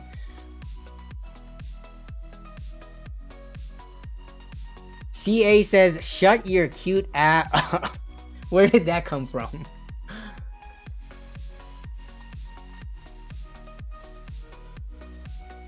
But yeah, that's my thoughts on it. Is it gonna bring World of Warcraft back? I don't think so. World of Warcraft has been losing like subscribers with every expansion, and they either are going to other games or they're just moving on. MMOs are just not as popular nowadays anymore. The amount of time it takes to invest into them and to just play them, like even for me as someone who loves World of Warcraft, I just do not have the time to play anymore. And it was very apparent. I played Classic again. I went all out on Classic. But once Classic BC came around, I tried for a little bit and I just couldn't anymore. I lost interest. So, yeah.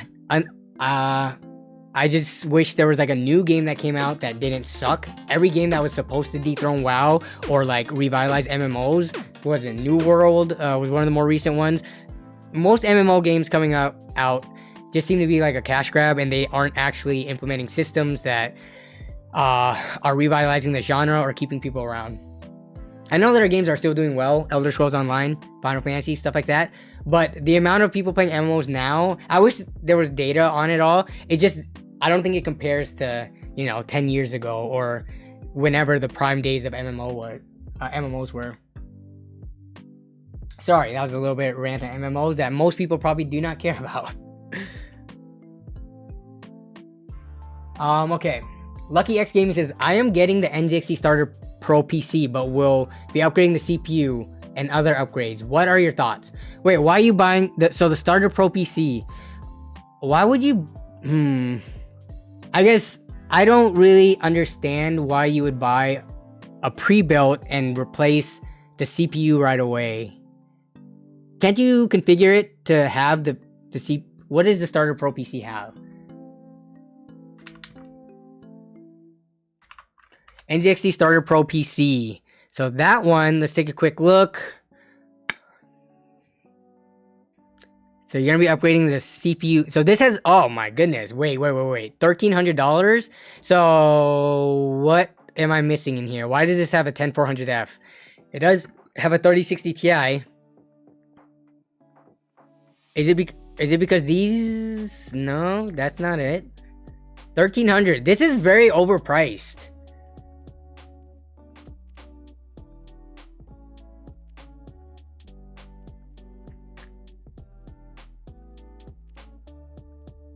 So I can see now why you're wanting to upgrade. I would honestly try to find a pre-built. We're out of time for this stream, so I can't do it. But I would try to find a pre-built from maybe another company that's around this price, and you should be able to fit in either something from AMD that's newer or Intel that's a little bit newer here, and still be able to keep the same like range of graphics card.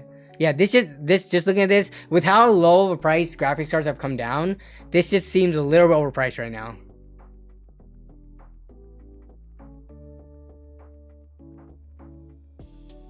Here, let me take a look. Do they not have anything else? Foundation, creator, starter. Yeah, so this is a starter PC Pro. So it's the starter, and then you can get your little small upgrades, right? Starter plus. What does this thing have? 10400F and a 3060. And they dropped it by $100 to drop the Ti, it looks like. What about this creator PC? Oh, the creator PC starts at $2,200. And then the foundation is just the yeah, this is the APU build. So yeah, this seems a little bit overpriced right now. So I don't know. I would not recommend getting a starter Pro PC from them.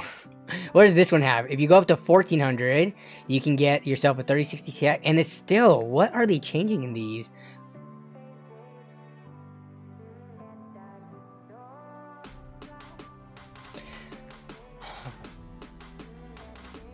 My recommendation is, if you're buying a pre-built, you should buy one where you don't have to upgrade a major component like the CPU or the GPU as soon as you buy it. It's fine to upgrade the RAM if you want more or something, or if you want to throw in more storage, SSD, but I don't know. It just doesn't make sense to me to buy a brand new system that should be ready to go and then have to do an upgrade on the CPU like right away. Because then you're stuck with the 10400, which I guess you could try to resell, but the resale value is not that high. Let's take a look at Amazon. I think a 10400 used, what's that gonna be, like $80 or something?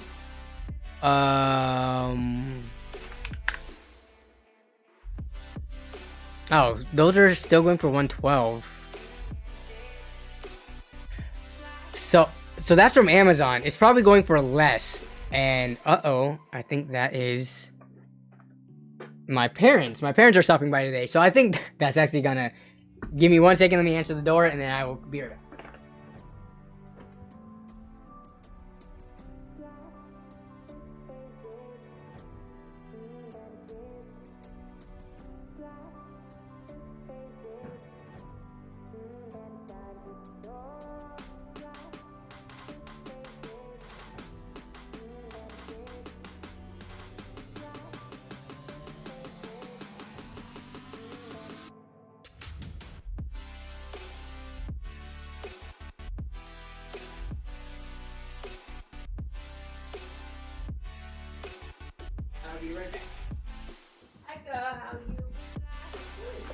All right. Yep, parents are here, so that is going to be the end of stream.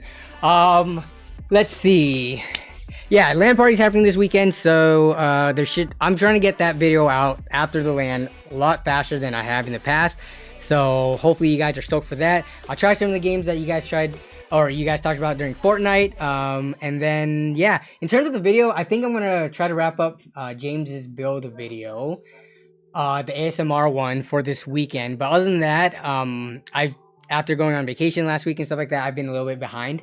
But there should be other stuff coming in the coming weeks. So yeah, I want to say thanks again to, of course, all the channel members for being here during stream, as always. To all the people who just come every single week. I recognize all the names. Like, a lot of people are just regulars now, so I do appreciate that a lot. And then, of course, as always, the mods who are always here, you know, just because I take my eyes off of chat all the time. So the mods are here, keeping the peace and doing a good job with that. So thank you for all of that. But yeah, other than that though, I hope everyone has a great rest of their week and a great weekend coming up. I'll be posting some pictures from the LAN. So if you follow me on Twitter, you'll probably see like what the setup looks like, as well as maybe some food and things like that. But yeah, everyone have a great rest of your week and good weekend. And I will see you in the next one. Bye.